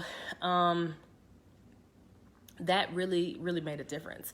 And so I was able to start taking the live probiotics and taking an excess amount of vitamin C. And once the urine turns orange, then you can back off of how many you're taking a day, right? And so, but the reason it turns orange is because that means your body has more than what it needs, and it's releasing the excess. Okay, our bodies are ingenious. They're ingenious. And so we were created fabulously. And so your body has the ability to heal itself if it is in a clear state where it can do so. And I didn't learn that till later. But anyhow, another person I ended up speaking to had some kind of book that she said, you know, had every ailment possible and had like reasons why the ailment. And so it said that CVS, actually, they said that in the book, it said that it was triggered by a trauma, you know, like, and it could be a childhood trauma, an adult trauma, but just some kind of trauma that the person feels guilty about. And so I didn't believe it at first. I was like, well, I don't know what that is. And then I had to think back, and there were some things that had happened to me. And so I don't know how that applies for a baby that is afflicted with it. You know, because, you know, have they had trauma? I hope not, you know, but maybe they have, and we just don't realize it. But that's where the mental piece of working with a counselor and operating in forgiveness forgiveness of myself, forgiveness of anyone or person that afflicted me, actually helped me to heal mentally. And I think that's an important piece too. Mental is important. And so that was the, okay, so that was that. And so let's fast forward now. All right, and so the mental piece, I went over the water, I went over the supplements I use. Oh, the Pro-Arginine. Did I finish talking about that? I don't remember. But the Pro-Arginine, you just mix it in your water. You can stir it or shake it up. It kind of tastes like Kool-Aid, but it's not as sweet as Kool-Aid. But what it does is actually cleans your blood. It cleans your blood. And so it helps with so many health ailments. I mean, ooh, the list is massive of what it helps with. And it helped me too. And so I was taking that on a regular basis, and I could feel the difference in my energy. And don't ask me how it works. I don't know. I just know that it works. And I will put the website in here. Y'all can look at the video testimonials and things. And they market it as like things for like, you know, people with heart issues. But if you think about it, CoQ10 is also marketed for people with heart issues. But we know that CoQ10 helps CVS patients. So I don't know what the correlation is between the heart and the CVS, but if there is one, you know, I think maybe it might be, I don't know. But those both helped me a lot. And the CoQ10 is expensive. And you can get a discount from a CVSA website. I remember they have discount codes and different things, you know, because that joint is expensive. But I found that when I was ordering it, now that I'm ordering it from Melaleuca, it's less milligrams per tablet than what I used to get. So I have to take more of them to actually have the doses that I take, which has ranged, you know, from a couple 100 milligrams to 50 milligrams or whatever, you know. And so whatever you take, I know everybody does different dosages for that. But the CoQ10 is a game changer. And I still take CoQ10 every day, but now I don't have to take as much. And I'm technically buying it for myself at a discount with the Shoppers Club. And so you don't have to actually join Melaleuca to be a customer. So you can just be a customer and get a discounted price. And so I do recommend that, because right now I just replaced some of the supplements I was already using regularly, one being CoQ10, one being the omega-3, and I do the liquid omega-3, which I refrigerate, and it, you know, and it actually tastes really good, and it's sweet. They have different flavors. And then the vitamin C packet, and the one that Melaleuca sells was better than the Emergency, which is what I was using on a regular basis, because the Emergency does not have zinc in it, and the vitamin C that packet that Melaleuca offers actually has a higher content of vitamin C in it per packet, and it has zinc, and zinc really helps with your immune system. So that's something else that you can put in it. Another thing that I did that was really great for my body is called the Master Cleanse. And if you've never heard of it, some people refer to it as the Beyonce diet. It's like a lemonade diet. And oh my gosh, this is a long video. I'm so sorry, y'all, but I pray that it helps you. The Master Cleanse, and you know, you might think, oh, that sounds crazy, but think about it. When you're not eating anyway, I mean, you can't keep nothing down. You can't no water down. Like, what's the difference? You don't die from that, you know, unless you have an episode that's so severe that they can't stop the contractions that are happening, you know, within you, and the convulsions or whatever when you're vomiting that badly. So it's possible, and I'm living proof that it is. And so the Master Cleanse works very well because it's all natural. It's all organic lemons. It's water, which I use, of course, alkaline water with mine. But you could do spring water as well. I've never done it with coconut water, but I don't know why you couldn't. And then all natural maple syrup, and then cayenne pepper. But if you remember, I said I can't really take pepper, so I do cayenne pepper pills instead of actually putting the cayenne pepper in the drink. And it just tastes like lemonade. I mean, a little spice to it if you're drinking it with a spice, but I just take the pills because I can't handle the spice. And then a salt water drink flush, basically to help flush your colon, because the colon is the key. You have got to clean that colon out. Like, it really, your intestines are the key to everything health-wise. And so I took out the... So I did that to just cleanse my body of everything and try to get back to my natural state as much as possible. And I was able eventually to wean myself off of all medicines. All medicines. I have prescriptions for Zofran. I have prescriptions for sumatriptan. I didn't talk about that. Sumatriptan pills and that shot. I don't know if you all know about that injection shot, but, and I do like this because you have to inject yourself like in your thigh, or somebody else has to do it. I had to have somebody else do it for me because I don't like needles. And so, anytime I had a severe episode, I could inject myself with that shot or a migraine that I couldn't stop, and that would stop the CVS episode. So that's another remedy. And then the sumatriptan pills, you can take them, but you can only take it at like, I don't know, no more than like 5 days or something to try to help with the migraine, but you can't take it like regularly. But that shot was a game changer for me. And I always carry one, even now, even though I haven't had an episode in years. But I still carry it in my purse because you never know, right? I still carry that shot in my purse because there was one time, and thank goodness that I had it, that I was in a car accident and I had to be rushed by ambulance to the hospital. And and it was a time when I was in those boots, but I had I could still drive because my right foot was not in that closed boot. I could still, use the pedal. And the hospital didn't even have the sumatriptan shot. This hospital that I was closest to, which is not one I had ever been to before, of course, because, it was a car accident, they didn't have it. And I had gone into a CVS episode, like, immediately. And they didn't know what to do. They had never experienced it before. And I had to tell them, I'm trying to, through my thing, I'm trying to tell them what to do. My Ativan, my IV, my Zofran intravenously, and I need the sumatriptan shot. And they was like, well, we don't have it. We don't have it to give. We don't have it. We had never even heard of it before. And I was like, I got one in my purse. You get it out of my purse and give it to me. He was like, well, I can't do that, but I'm gonna walk out and you do it. or I think I had somebody with me. My mom maybe had come finally, to get there. And so she pulled it out of my purse and did it, in the hospital, because it works that well. And so that was a game changer. I think it was the neurologist that put me on to that. And so that's something else that you can ask your doctor about. So I still keep one of those in my purse to this day. I don't really take the sumatriptan pills like at all. And the Zofran, I always keep a Zofran or two in my purse just in case. But honestly, I haven't even had the nausea. And that sounds crazy to say, and I hope y'all feel my heart and understand that this is all truth. This is my truth and my story. And so once in a while I might take one, but recently I'll say within the last, I haven't filled my Zofran prescription in over a year. I haven't refilled it in over a year, and so I haven't been hospitalized. And when I went from being a regular at the hospital to I remember the first time I went 6 months without going to the hospital, I was so excited. Then when I went a year without going to the hospital, I was like even more excited. And then I went 2 years without going to the hospital at all, with no hospital stays and everything. And then I found that sometimes if I couldn't stop an episode at home with my sumatriptan shot or my amitriptyline pill, because I got to the point where I just took 1 day a week, and for me it was Wednesdays, where I would take that sleeping pill and I would just let my body sleep. I never planned anything for Wednesdays, no work, no nothing. Wednesday was my sleeping day because I found that helped my body to just get the rest that it needed. Oh, I didn't say that. So I was diagnosed with REM specific sleep apnea at Mayo Clinic. They had done the sleep study.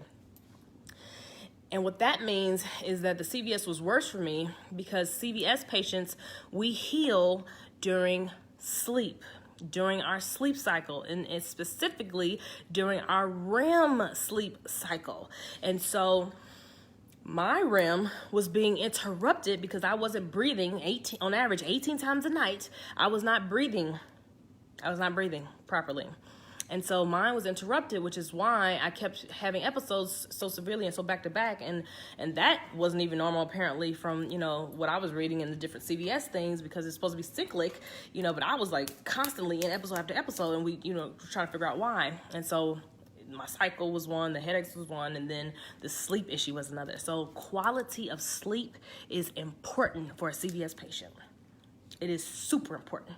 And so once I now knew that, for one, I started realizing how I had been taking life for granted, because every night I could have died and didn't even know it, okay?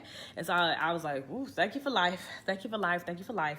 And now that we understood that, then I knew that I just had to get more sleep so that I would have enough sleep for my body to heal. And so for me, that meant I had to sleep 24 hours straight, at least once a week, 24 hours straight. And I found that helped to keep me from not having as many episodes. And then once you can feel a trigger, and most CVS patients, you kind of get to the point where you kind of know when it's about to come on. That's when I would take the amitriptyline and knock myself out. So if it was ever a time where it wasn't a Wednesday and I started feeling it coming on, I'm taking the amitriptyline and I'm sleeping. And so I'd be knocked out, for days at a time sometimes, but I knew that that's what my body needed. And so when I just started letting go of trying to control everything and just listening to my body and giving it what it needed at the time, it made so much of a difference. And that sleep was a critical component. And so, okay, so then the sleep was important. The sleep definitely was a game changer. And honestly, my family didn't understand. They did not understand. And, I'm the sickliest person in my family, all right? They weren't used to dealing with sick people or having this. And, my dad just isn't good with sick people at all. And my sister didn't understand. And, my mom tried her best. But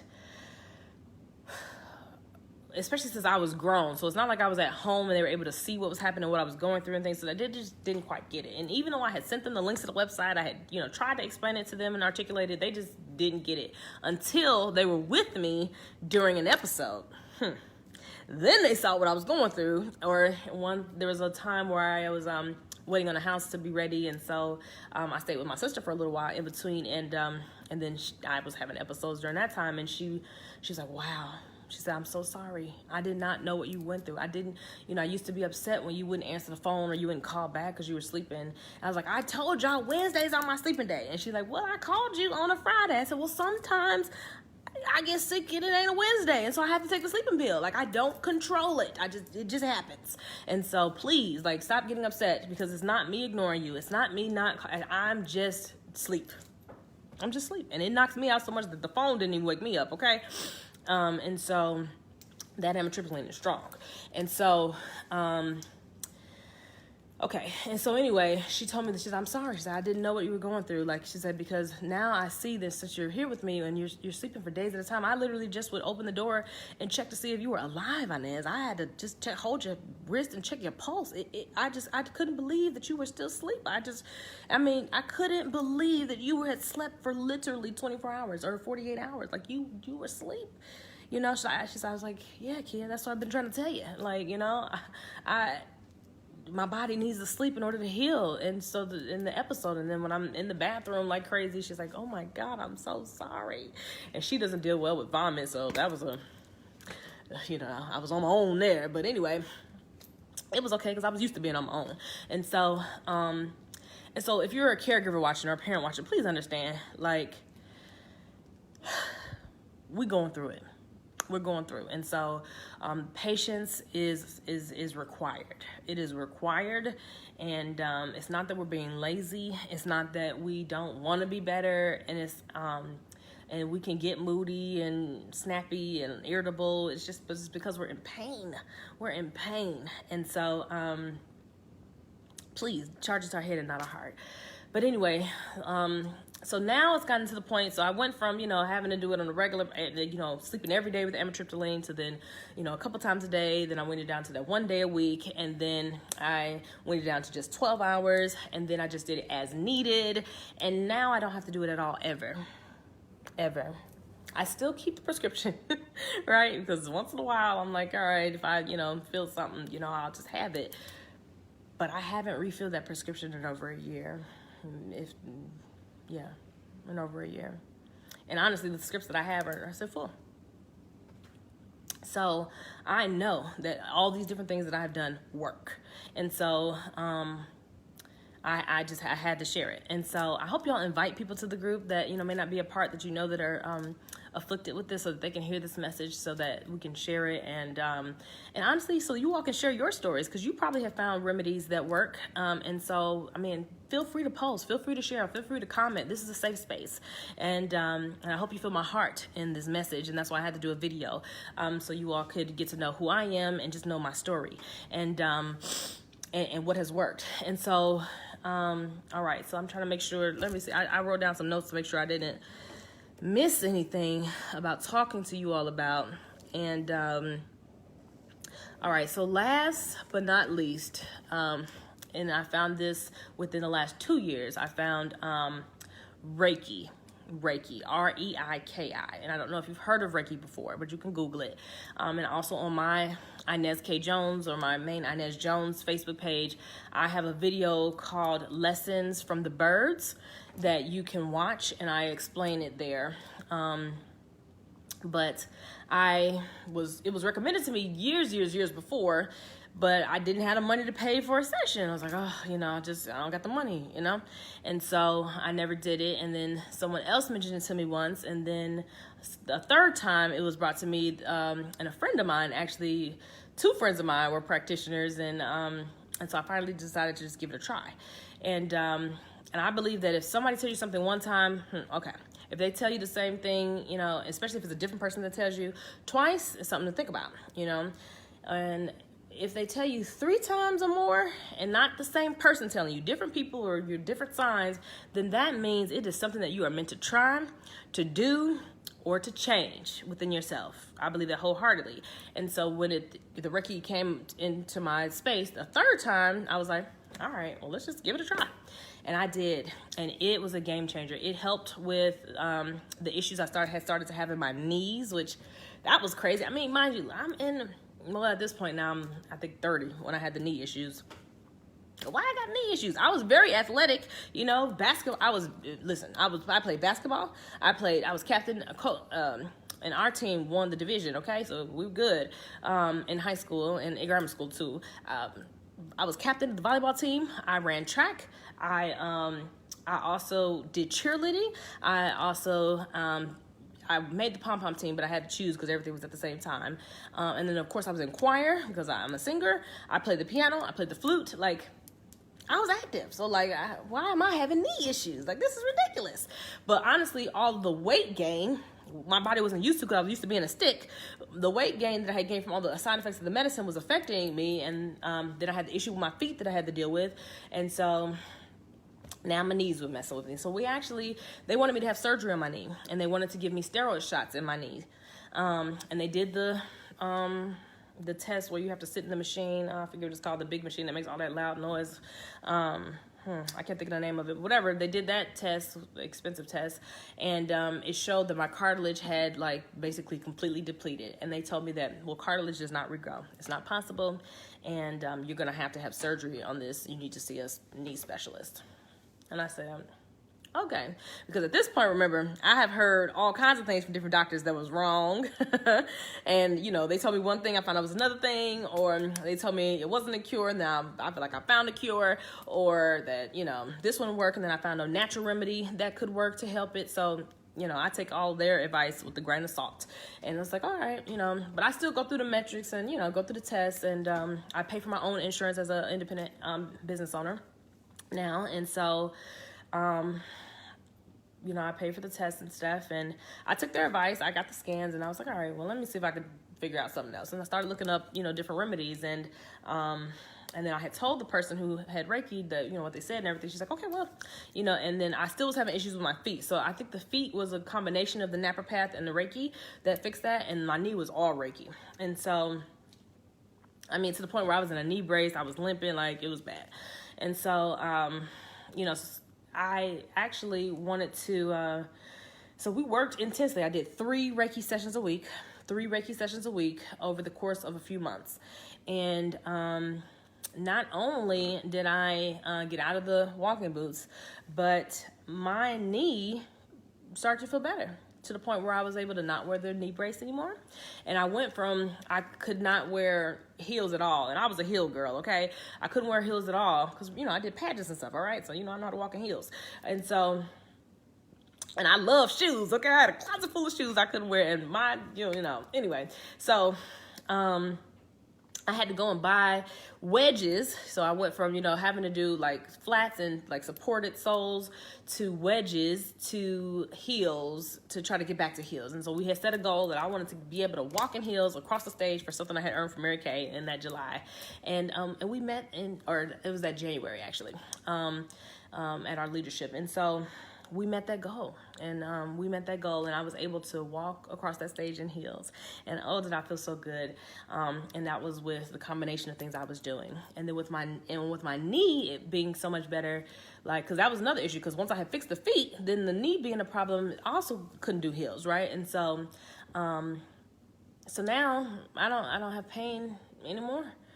I don't have pain anymore in either one of them. And so fast forward, I decided to go ahead and become a Reiki practitioner, because it changed my life. Like, I was so much better with my feet and my knee, and I just felt better, energetic. I had more energy. Like, it changed things for me.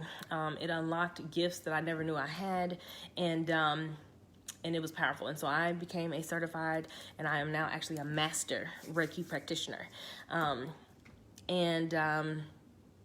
And I think more people need to know about Reiki. And the best way to explain it is that Reiki is it's like a doctor for your energy. So you got the massage person for your muscles, you got the naturopath for your lymph nodes, you got the chiropractor for your bones. And I had seen a chiropractor too, because after the accident, I actually had an issue in my neck, so the chiropractor had to do it, and that is painful. If anybody has been to a chiropractor, that does not feel good, the stuff they have to do. But he helped me a lot too, because I couldn't turn my neck, and I have full motion now. And so everybody has a purpose, right? Not all doctors are bad. I'm not bashing doctors. I got cousins that are doctors and everything else. And so but anyway, back to the Reiki. And so I consider it like a Reiki practitioner is a doctor for your energy. And one thing we're not taught is that although we are taught to take care of our mental and emotional with personal and positive development, and we're taught to take care of our body by going to see a doctor, and by working out and being, fit, and by eating what we're putting in our food, because food is important. And so, I don't eat pork. So I don't know if that helped or not, but I don't eat pork. And also being cognizant of what you're putting in your body. But then, and if your muscles hurt, you get a massage, right? But we were never taught what to do with our energy, or that it was even a thing that needed treatment. And so if you haven't heard of chakras, we all have chakras. And so when your chakras are aligned, then your body can go back to its natural state, and it can heal itself. Your body has the ability to heal itself. And I know it might sound crazy, but it is true, and I am living proof, okay? And so, so now that I am a practitioner, instead of having to have someone else to do Reiki for me, I can do Reiki on myself, and I can do Reiki for others. And so I do free Reiki sessions for anyone who's willing to try it and wants to try it. And it can be in person, but it also can be virtual. And especially in this day and age, we're not doing, much contact with people with everything going on in the world. But it can be done virtual, and it's still just as powerful. Some people think it's more powerful. I personally prefer in person, but it works both ways, and I've done both ways successfully. And Reiki does not require touch. Now, you can touch with Reiki, but it doesn't. And another way that I've heard that one of my teachers actually explained is that, and I don't know if you all are religious, and, I have friends of all different denominations and non-denominational too. And he explained it as like, Reiki was the energy that Jesus used to heal, And so, and we all, if we could think back to just stories we've heard of healers, we've heard of like the people in the villages, back with our ancestors and things that, used to be able to heal. You've heard those stories, but if you haven't experienced it in person, or or know someone that has, do you believe it's real? Like, I don't know. And so this has been a life changer for me. And so remember how I told you my cycle used to always be triggered, which would always trigger, my episode, but I was able to treat them at home or catch it right before it starts, so I wouldn't have to be hospitalized. I wouldn't have to go for an IV, because I'm now hydrating myself more. So I didn't even have to go for the little short, stints with the IV at all, right? And so, and the last time I was hospitalized was 2 years ago. And the only reason, and before that, it had been 2 years since I had been hospitalized. And in between that, I had only gone to the hospital twice to need an IV. The last time I was only hospitalized because I caught a virus called rhinovirus. And I had never had it before. I never heard of it before. And I had just moved out to my house, which is in the western suburbs of Chicago. And so I was new to these hospitals. And because I hadn't been sick, I hadn't been. Like, I got to the point where I didn't even really need a different primary care doctor, because my primary care would just send the scripts that I wanted, the few scripts that I still, used, or at least wanted to have on hand. And so they didn't know what to do. I mean, they were so like, so I had to tell them how to help me. And because they couldn't figure out what it was, they then came in. I mean, they marked me as like contagious, and they had hazmat suits on coming in here, and I was so weak that I could barely articulate, what I needed them to do for me. And because it had been so long since I had been sick, I had stopped carrying the pamphlet with me. All the stuff that I had told y'all, but I used to carry regularly, I had stopped carrying them. And so, and my mom, of course, had to take me to the hospital. Because luckily she was here that day. Otherwise I'd had to call an ambulance, because I felt bad, and I hadn't felt that bad in a long time. And so they ran all kinds of tests and whatever, and they were just like, we don't know what's wrong with you, and why you can't, and I was not able to keep it out. You don't know how the episodes go. And so then they were in hazmat suits and stuff. And then I'm thinking, like, y'all are in hazmat suits, but you have my mother in here uncovered. What do you think I have? Like, what's the problem, And I could barely speak, so I had to just write, like, what is it, ? And then they said, we don't know. And then the next day they came back and said, okay, well, you have a virus, but, it doesn't usually present itself like this. And then the virus had been going around the suburb, and so a lot of cases had come in of it, but they was like, but this is severe. And so they kept me for a full week. Now, mind you, I went from not being in the hospital at all to now they admitted me for a full week, but they kept me for so long because they said my blood pressure was tanking at night. I'm talking about tanking, like dangerously. And I was like, well, maybe that's why I feel like I couldn't remember nothing, and I just blacked out, And so finally, when I kind of came to, and they were keeping me hydrated, and I was able to articulate to them, the Ativan, just things I knew I needed, and then. And actually, no, I take it back. I wasn't able to articulate it at first, but after I had slept for a few days and then woke up, and they were able to tell me that I had rhinovirus, and I said, what is that, And then they said, it's just like a different strand of the flu or whatever. And they said, but we don't know why you're doing like this in your blood. We don't know what to do. We don't know why. We've never seen this before. And I was like, okay, now I could know, all right, I done caught a virus now, and they've never dealt with a CVS patient, but I know how I need to help. So then I was able to direct them on what I needed, which was the Ativan, the IV, the sumatriptan injection, and the intravenous Zofran. And then I was able to now talk to them, because I got some energy back, and I could say, okay, I have CVS. You can look it up in your system. It stands for cyclic vomiting syndrome. And so because I've caught an illness, any little cold is 10 times worse for me. And so that is why I'm going through these. So this, is what you need. And so once they were able to look that up and see, they said, wow, we've never had anybody with it. Like, wow, then I started to get better. And so then 3 days later, I was released from the hospital, and I was still weak, but I had an event to do, so I pushed through. But that was the last time I had been hospitalized. And I think I only was hospitalized with that because, one, I had slowed down on doing the stuff that I was doing before to protect my immune system. I had stopped just seeing the naturopath. That was a mistake.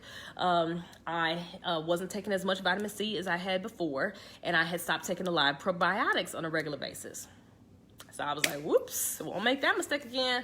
And I haven't made that mistake since, and that was 2 years ago. Okay, and so the other thing that used to be really hard for me, and I used to love to travel, I've been all around the world. The other thing that used to bother me was flights, like flying would trigger an episode. Now I can fly all the time and not even be sick. It's been such a blessing. Like, I'd have to keep a bag with me. It was just the worst. But now it doesn't. And the other thing that affects CVS patients, if you don't know, is drastic changes of temperature.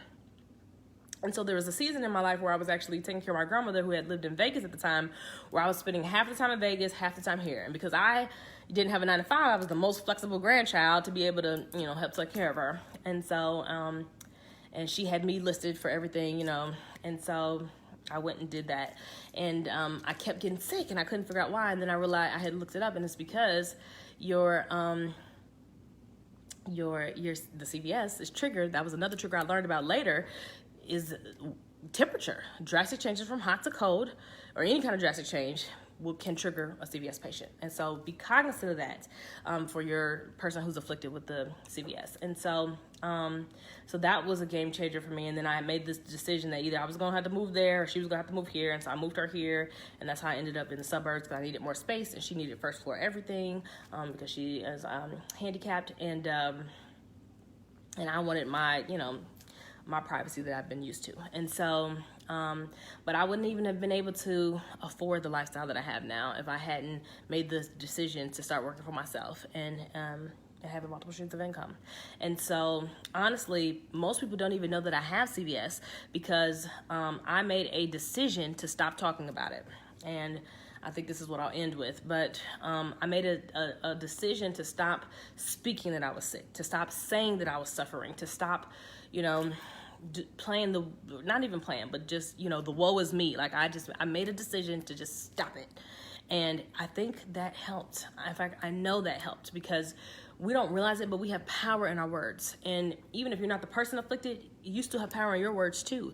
And so if you're speaking that illness and always talking about it, then it's coming up and your body is going to react to what you say. Like, we control our body, whether we realize it or not, consciously or subconsciously. Our thoughts, our words, what we speak, it all works together. And so it's important that you speak positivity over your life, that you speak positive words over your life. And I just made a conscious decision to stop talking about it. So much so that my senior in Mary Kay actually was like, "Oh, Inez, you just must be doing so much better, because I never hear you talking about, being sick anymore." I was like, "Well, no." She's like, "You must be doing so much better." I said, "Why do you think that?" And she said, "Because you never talk about being sick anymore." I was like, "Oh." I said, "No, I still have CVS. I still have episodes. I'm still going through it." And this was like 4 years ago now. But I just made a conscious decision to stop talking about it as much. She's like, "Oh, okay." And she's like, "I respect that." I was like, "Thank you," and that was that. So, unless I tell you, you don't even know that I'm afflicted with it, because with most CVS patients, you don't know by looking at a person that they have it, but my goodness, does it affect you? And so I just want to help you all to take some of this advice, and I hope that you apply it. And just, I'd love to hear your testimony. I'd love to hear okay, well, I started doing this and, I feel better, or, this really helped, or, I had this side effect. I don't know. Just share with me. I want you all to share, and, let's figure out game plans together. Let's figure out what works, because only we know what we go through. And we being those afflicted with it, or those who are around people in a close corridors who are afflicted with it. Okay, you understand more than anybody because you see it, and so thank you for caring for that person. I wish I had somebody that was able to be with me, but my mom was had my little sister, and she was taking care of my stepfather who was sick, so she just she couldn't take care of me too, and I was grown, and so you just have to have power over your words and what you speak, because it's just so important. It's so important for you to speak positivity over your life. And the Reiki really did change. So if you've never tried Reiki, I encourage you to give it a try, because that changed my life. Oh, this was the letter I wanted to end with. So how I said my cycle always triggered me.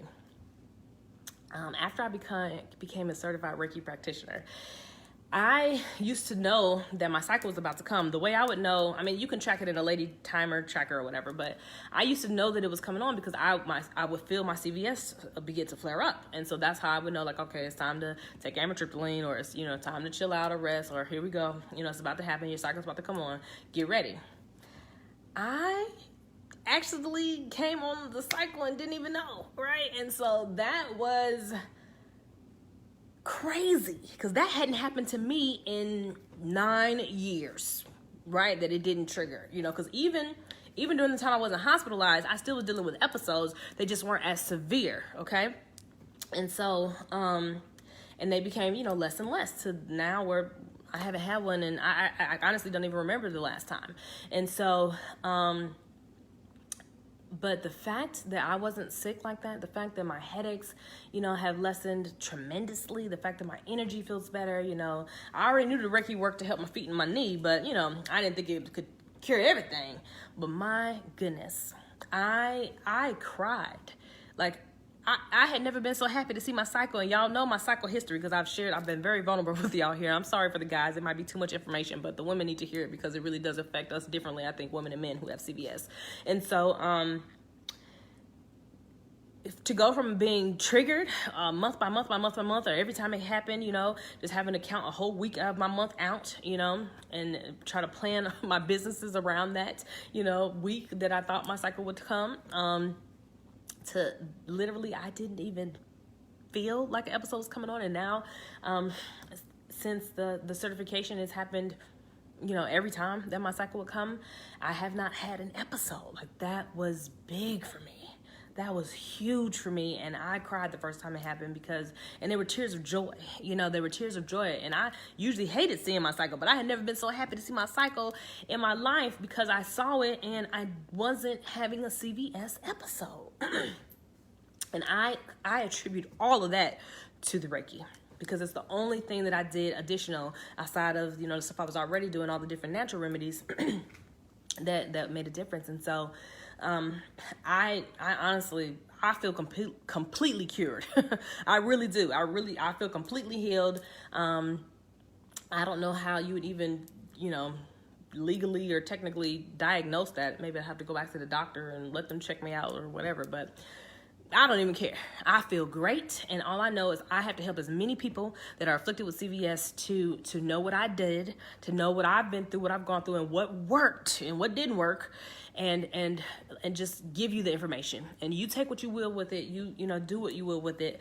But I could not share, because if you remember, I told that doctor way back when that I was gonna figure out the cure to this doggone thing, and I was gonna write a book. And so a book still might be coming. I am a published author with CPS, of course, with the handbooks for the Chicago public schools on how to keep students on track to graduate from high school on time. And I'm actually a really good writer. And so I was pre-law at the University of Chicago, if I didn't say that. And so, and then I'm an educator. And so anyway, so I guess I need to compile all of this into a book. But, you know, that might take some time. In a video, I feel like I can just get it all out. And I can tell you all, and I could make a group that people can join and leave as they will. And hopefully you hear my heart in this, and that it helps you. I really do pray that it helps you. But I believe that I finally have fulfilled that thing that I told him back in 2012. And it's 2020 now. So we're talking 8 years later. And it has been it's been a journey, okay? It's been a journey, and I'm sure I forgot all kinds of stories in between, but I, you know, tried to just give the synopsis. But I mean, and this video is long, but I'm giving you a synopsis of the last 9 years of my life dealing with CVS. And so, I will write a book about it, but I do believe the final piece of this puzzle was Reiki. I do believe that. And so now that I know it, now that I feel like I can honestly say that, you know, I don't even feel afflicted by this anymore, by this ailment anymore. My goal is to now help as many other people do the same. And I believe that Reiki was a critical component that I wish I would have tried, you know, 3 years ago when I was first recommended. Remember I told you 3 different times it came in my space? I wish I would have tried it the first time. I wish I would have just figured it out and found the money to do it, but I didn't. And then I wish I would have maybe done it the second time, but I didn't. It wasn't until the third time it was put in my space. And I think that was the universe's way of just saying, like, hey, we're trying to help you. We're trying to help you. And so I believe that it's not a coincidence that you're here, and that you're meant to hear something that I have to say, and that you're also meant to share it with someone, because that's the best thing that we could do, is be there for one another and share what has worked for us. And so I definitely want to keep this group positive, but, you know, I understand that we all have hard days. And so I just want you all to know that this is a safe space, and that what you say is confidential, and that you don't have to worry about it, you know, going out to the masses, and you don't have to be afraid to comment in the group. Please comment. You know, like, that's the whole point of it. Like, you know, I don't know how to help you. I don't know what topic to talk more about, because I want to give you what you want. I don't want to just be talking, because I don't need to do that, quite honestly. I mean, I'm paid to speak, literally, on different topics. And so this I'm giving for free, from my heart, because this is something that afflicted me in a way that only people that have gone through it, or are around someone that has gone through it, can understand. And now I don't feel afflicted at all. And I kind of believed that I would get here, but you know, it was a wishful thinking kind of thing. And to actually be here in this moment where Not even my cycle triggers me anymore. Even if I do still get a headache or a migraine, usually I'm like, okay, well, let me go try to drink some coffee and it'll fix it. Or I'm like, okay, I've been in the house too long. Let me go out and get some sunlight. It'll fix it. Okay, I have a headache. Oh, I'm dehydrated. I didn't drink enough water today. Drink a gallon of water. Like, those have been fixes for me. So I don't even have to use that shot, but I do keep it in my purse, but I don't have to use it anymore. And so, and if I travel, I always have one with me. Cause you know, you have to be prepared for an emergency. Right. And so, I haven't had to do any of it. And since the Reiki, I feel like I'm cured. And so, I want more people to be healed too. And so I do believe that it's a combination of the mental and the physical and the doctors and the natural doctors, the naturopath, the Reiki, the waters, the supplements. There's so many things that I've given you guys and nuggets in here. Like, you know, I'm glad that it's recorded so you can go back and replay anything that you might need. But please know that I share this with you so that you can take and use it, so that you can ask me questions. Ask away. No questions off limit. And you can Google Reiki, you can find out about the chakras, or we can just set up a time and I'll do a free Reiki session for you or for your loved one that is afflicted with CVS, because I want us to be healed. I want us to be able to live normal lives again. I want us to be able to choose if we work a 9 to 5 or not. I want us to be able to decide if we want to run our own business. I want us to be able to not be afraid to travel. I want us to not have to spend all this money at a hospital bill or for prescriptions or, you know, medicines and things. I want us to be able to, you know, not have to feel bad about, you know, being out and about and having to run to the bathroom, you know, or embarrassed that, you know, an episode happens when you kind of don't expect it, or feel like we just have to stay in the house all the time and suffer. And, you know, I don't like that word, but that is how you feel. And I don't even know where I don't know where the term came from of, you know, CVS sufferer. I don't know who came up with that and how it became a thing, but I want to get rid of that, because the word suffer is detrimental. It's detrimental to you. And if you're claiming that you're suffering from whatever, then your brain is going to operate, okay? Because the subconscious brain works when you don't even realize it's working. All right, you have your conscious brain and your subconscious brain. And the subconscious mind does not understand words, right? The conscious mind understands words, but the subconscious mind only understands images, which is why people talk about doing a goal poster, right? Or a vision board, right? Because, you know, they like, it works if you just, you know, look at it and, you know, be grateful for it and thankful for it. Why that works is because your subconscious mind understands images, and it works to then try to get that to happen for you. And it also understands what you feel, right? And if you're saying something with such, you know, power behind it, because you really do feel it and you mean it, you believe it. What your beliefs are so important. So you have to believe that you can be healed of this thing. You have to believe that you can go weeks without episodes. You have to believe it, you know, and then you have to speak it into existence, and then you have to do the work. You have to do, it's not rocket science, it's not magic, okay? Like, it takes time, but you have to, you know, work on it daily and try some of these remedies that I've given you, and definitely try the Reiki, because it has been a game changer. And so your subconscious mind, you know, knows what you feel. And so that's why that word is so detrimental, because if you're saying it, then you're putting it out in the universe, is that something you want. Just like if you say something negative, you know, you're putting that out in the universe of negative things, versus if you're saying something positive. And so work on correcting your language and speaking positivity over your body and over your life and over your health, or over the loved one, and over yourself, right?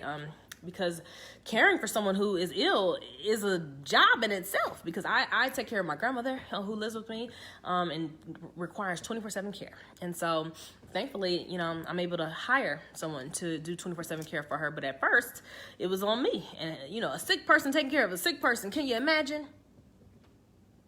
Can you imagine? And so,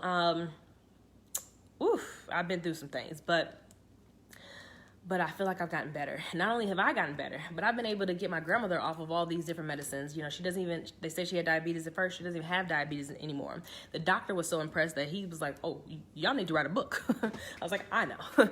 And then she used to be on blood thinners and everything because she had had a stroke and she had had aortic stenosis and you know, had issues with her blood, but I put her on the pro-arginine, and it cleaned her blood out. And so much so that the specialist who had done surgeries, and he had her scans from when she first came and then to, like, you know, a year later, and he was like, I've never seen this before. She had 100% blockage, and now she has nothing. I've never seen this before. Like, this is not supposed to be possible. And he said, what did you do? Like, what did you do? And I told him, pro-arginine. I said, and it's actually in your physician's desk. So if you want to just double check that it's okay with your doctor, you can tell them to look it up in their physician's desk because it is listed. They just don't teach it in medical school. I don't know why. And it'll tell them, you know, what it does and everything. And so the pro-arginine, I told him that was it. I just started giving that to her in the morning and the evening because when you're afflicted with anything, you have to take it more. And then, you know, as you get better, you can, you know, only do it once a day as like a, you know, preventative, you know, measurement. But it cleans out your blood, so it really cleans out everything. And she also was a smoker, so she had COPD and lung issues. Even her lungs have cleared. Like, they couldn't believe it. Like, so 3 different specialists, the lung, the primary, and the heart guy, the cardiologist, surgeon specialists, all were like, this is amazing, and you need to write a book. You know, and I was like, oh, it's coming.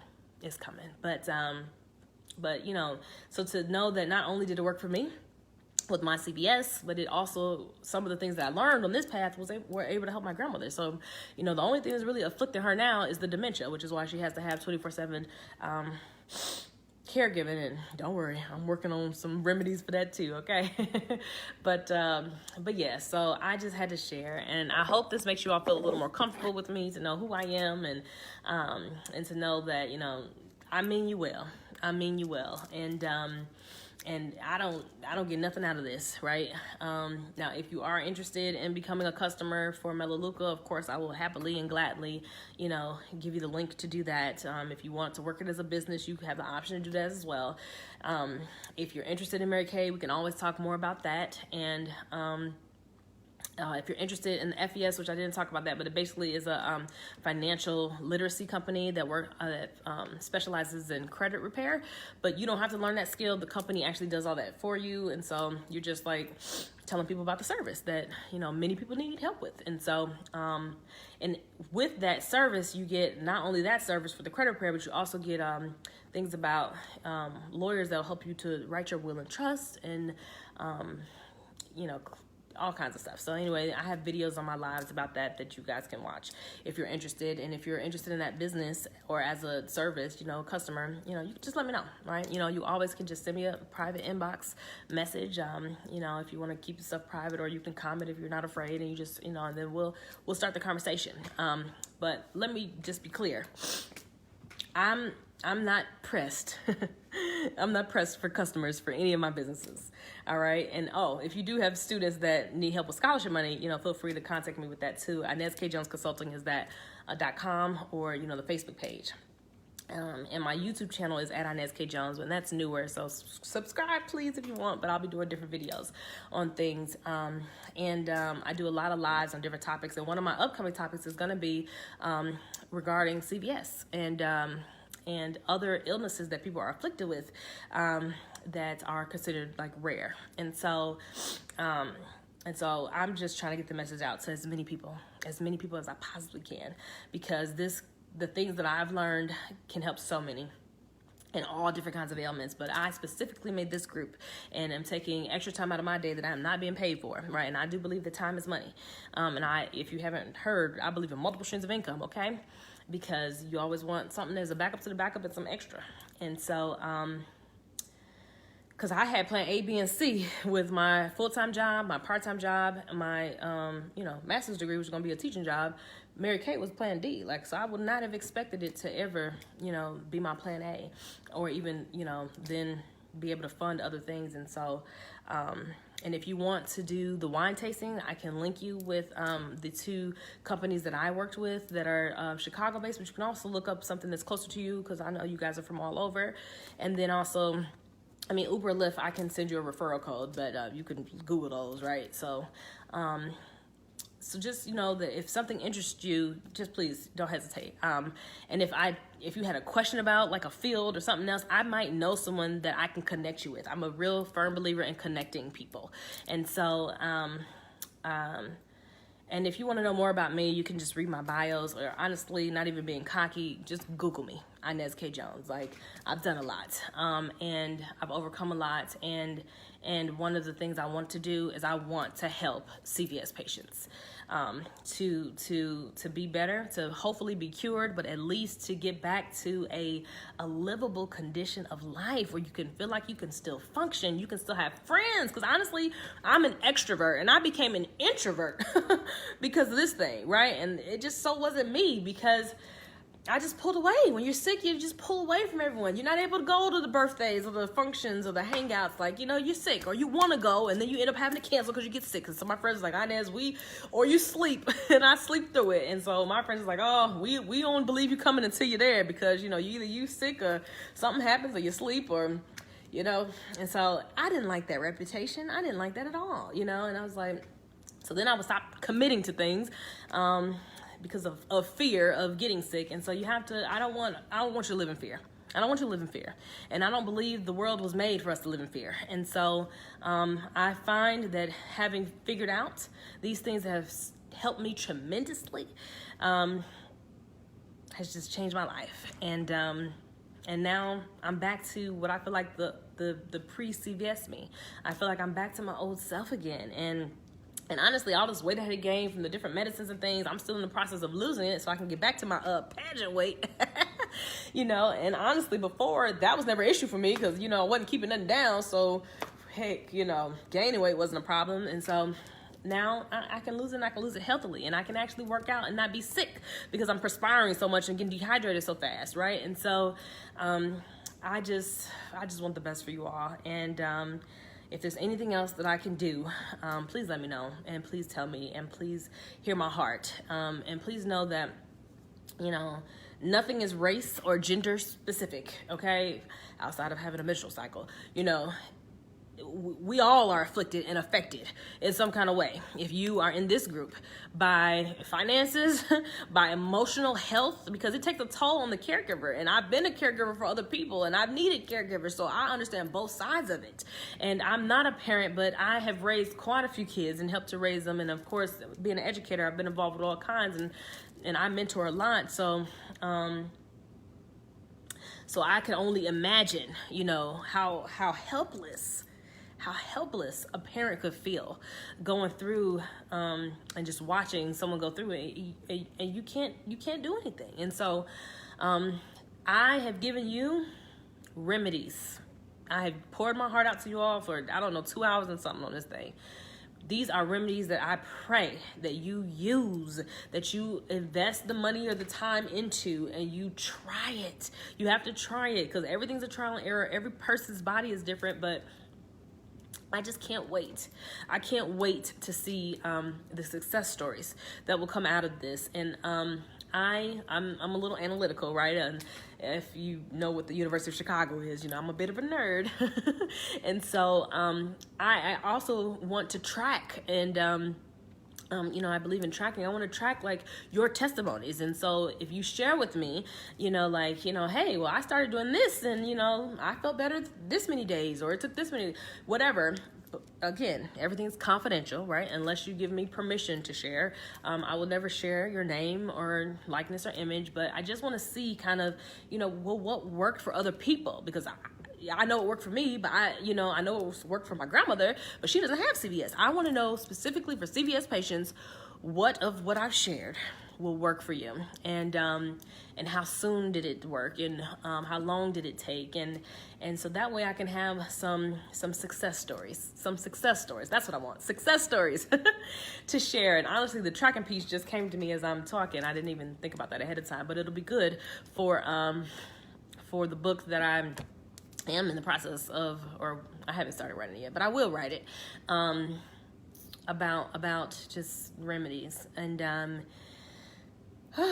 and I'd love for you, one of you 25 people that are 24 people outside of me, and that's in this group. I think it's 26 of us total. So whatever the number is, I hope to have all of you 100% be success stories, but at least some of you, right, and those who are willing. And so I hope you stay in the group. I hope you invite others. I hope you feel comfortable enough to start sharing and start commenting, and ask me questions, so that the next time I go live, I promise it will not be this long. I usually keep my lives under an hour, okay? And ideally 30-minute pop-ins will be good, I think, for this group, but I can cater the topics and be more specific, and I can dive in more on different topics and things. And I do believe diet is important, and eating more organic foods and natural foods and more fruits and vegetables really plays a role. And doing that master cleanse to just clean your body out of the toxins. And what I found is when I had gotten very sick in that hospital, that last time I was ever hospitalized 2 years ago, one thing that happened, because I was out for the count for a week and only on IV, and couldn't keep anything, right, and knocked out for most of the time, my body cleansed. My body just, it was a cleanse, right? It was a forced cleanse, but it was a cleanse. And I felt so much better afterwards because it was able to cleanse. And so it was able to heal and get that virus out of me. I was good to go, and then I started getting way more into Reiki after that, and I, went, and then I finally did it every 3 weeks, and now I'm a certified practitioner, and I can give myself treatments every day, and I can give people treatments without actually depleting my own energy, or taking on any of their ailments, and it's a beautiful thing. And so I hope that this, I hope that it helps you. If you are interested in one of the services or things, please let me know. I will post, especially how to get the discount, because that Shoppers Club with Melaleuca is really good, because they don't just sell vitamins, they actually sell household things. They got all kinds of products, okay? And so, you can replace some of the chemicals that you're using in your house with like natural things. And so, because those, play a role too. And even like getting toothpaste that doesn't have fluoride is actually something that's really good too. And so, and they sell that. So it's just like it's like a Shoppers Club. All right. And so, if you want information, I'm happy to give it to you. But I didn't start this group to have a way to get customers or get team members, because I'm doing just fine. I'm doing just fine. Okay. And so, I will never turn away business, but I'm not pressed for it. And so, I really care more about you getting these different remedies that I've shared with you, and utilizing them, and having it to help you or the person who who is afflicted with CVS. So this is Inez K. Jones, and let me see what this time thing is at. I'm scared to look. 2 hours and 21 minutes. Woo!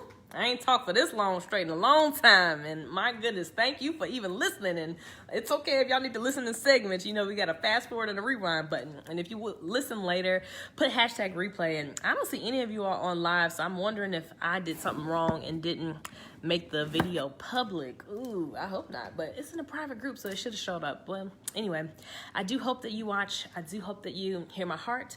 I do hope you know that, or you'll begin to know, that I just love people. I love people. I have friends of all nationalities. I have friends of all ages. I have friends of all races and all over the world. I'm a part of several groups. Some of them are elitist groups that you can only be invited to. I'm in a sorority, and I just like people, and I like pouring into people however I can. And I've coached and mentored people younger than me and even older than me. And so I believe in using your gifts, and each one of us has a gift. Each one of us has a mission and a purpose on this earth. And so I'd love to be a small part of your success, to help you at least get over this hump of this health ailment. Because when you don't have your health, you can't do anything. You can't fulfill your purpose. You can't work, make money. Like, I mean, it really impacts everything. I mean, everything. And so I hope that I can help you all. And that something that I've shared will be a blessing to you so that you can, even if it's just a little bit better, that is success. That is success. And you got to celebrate the small wins along the way, okay? I got to get me some lip balm after I'm feeling a little chapped here. And so, of course, this is my Mary Kay. But yeah, so I want you to know that I have nothing but love for you all. I will keep everyone in my thoughts to send positive energy and prayers for you. And no matter your age, you know, because we have a variety in the group. And if there's a specific topic you want me to go over, if there's a specific question you have or something you're struggling with or dealing with, just post it, just comment, you know, and if you're scared to post it publicly in the group, then send me a private message and I can then address it without having to reveal your name. And so, that's it. That's all. Look, I'm tired of talking. And so I know y'all probably tired of listening, but I hope you hurt my heart. I really hope you hurt my heart. And that, I spoke it into existence into 2012, eight years ago, that I was going to figure out a cure to this dog blasted thing. And now I finally feel like I have. And so I feel like I have a duty to share. And that's what I'm doing. So I love you. It's so glad to meet y'all virtually for the first time. And I hope that I will get to know you all better. You'll get to know me better. And we can have a little fun in this group too, because, you know, I like to have some fun. And that we can help each other be great, and we can support each other positively. And please share and invite so that the group can grow. Because like I said, it's a brand new group. And honestly, it was so many of you all requesting right away. Like I was surprised, like because I didn't publicize the group at all. Like I didn't post anywhere. I didn't share it in another CVS support group. Like I just made it and then started, you know, adding stuff with the intent of, you know, scheduling out when I was going to do things. But you all just started joining. And I don't know if it came up as the recommended group. I would be interested to know how you found out about the group, or if someone, you know, referred you, because that's good to know. And now that we've started, I'll go ahead and start publicizing it. So hopefully we'll grow and I can impact more people. And I'm a positive vibes kind of person. So, you know, if there's anything like out of order, best believe I will delete and remove and not think twice about it. Okay. And so, and don't be afraid to, you know, if you're having a hard time, that's different, but you all know what I mean. And so, but when you all jumped on the, on adding to the group, it took me back to 9 years ago when I remember I was searching for someone, anyone to talk to understand what I was going through, to be able to communicate and articulate. And like I said, I only found one blog and one organization, which is CVSA, and I don't remember the blog name. And that was just a bunch of people's testimonies, which makes you realize that, oh, I'm not alone. This is exactly what I'm going through. But I was too nervous to post on that public forum, right? And so I never did, but I did read it.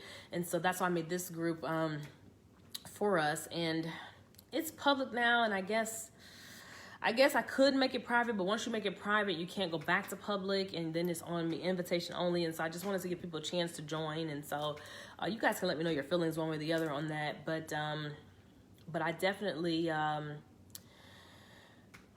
know that once you guys started like asking and requesting to join like that so quickly after I had made it, I was like, people are looking for help.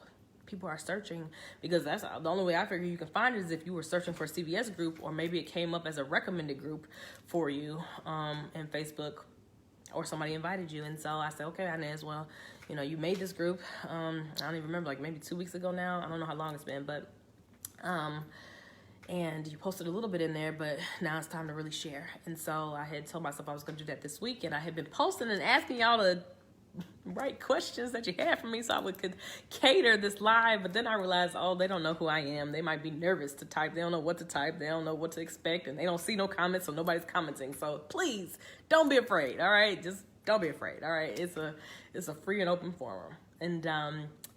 And I want to give you all things that are going to help you and be specific to what you want and what you need, and help you to operate, you know, in your life so that you can achieve your greatness, because we all have greatness within us. We all have greatness within us. And so, okay, I think that's it, and that's all. And I am just, I'm just grateful. I'm grateful, and like I said, I felt a duty to share, especially when you guys started joining faster than I anticipated. And like I said, I run a few other businesses, so I have a very busy schedule, but I just had to do this. And now I'm glad that it's recorded so people can replay it and see, and I'll start sharing some of the links to the different stuff that I named in here throughout. And if there's anything else, please let me know. Please let me know, and so I can make sure to talk about it, and we can share together. And then please share your successes, because I'm sure that you've come up with some kind of remedy, some kind of something that works for you, or that works for your loved one that's afflicted, and share that, because you might know something I don't know, and our collective knowledge will benefit the masses. And I honestly want to compile best practices for what works for this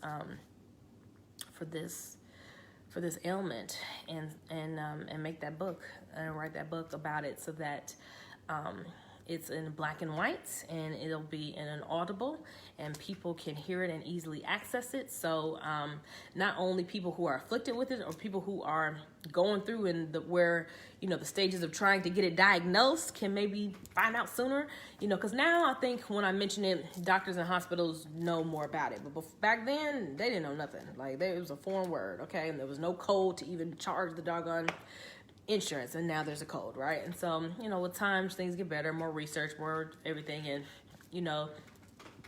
I never did get that genetic test thing that they had talked about, because of the mitochondrial DNA and how certain deficiencies you can, things you can take to help with that.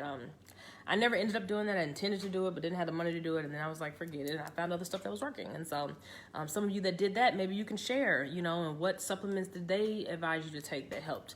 And so I am so sorry that this is so long. Oh my gosh. But I'm going to go now. So I love you.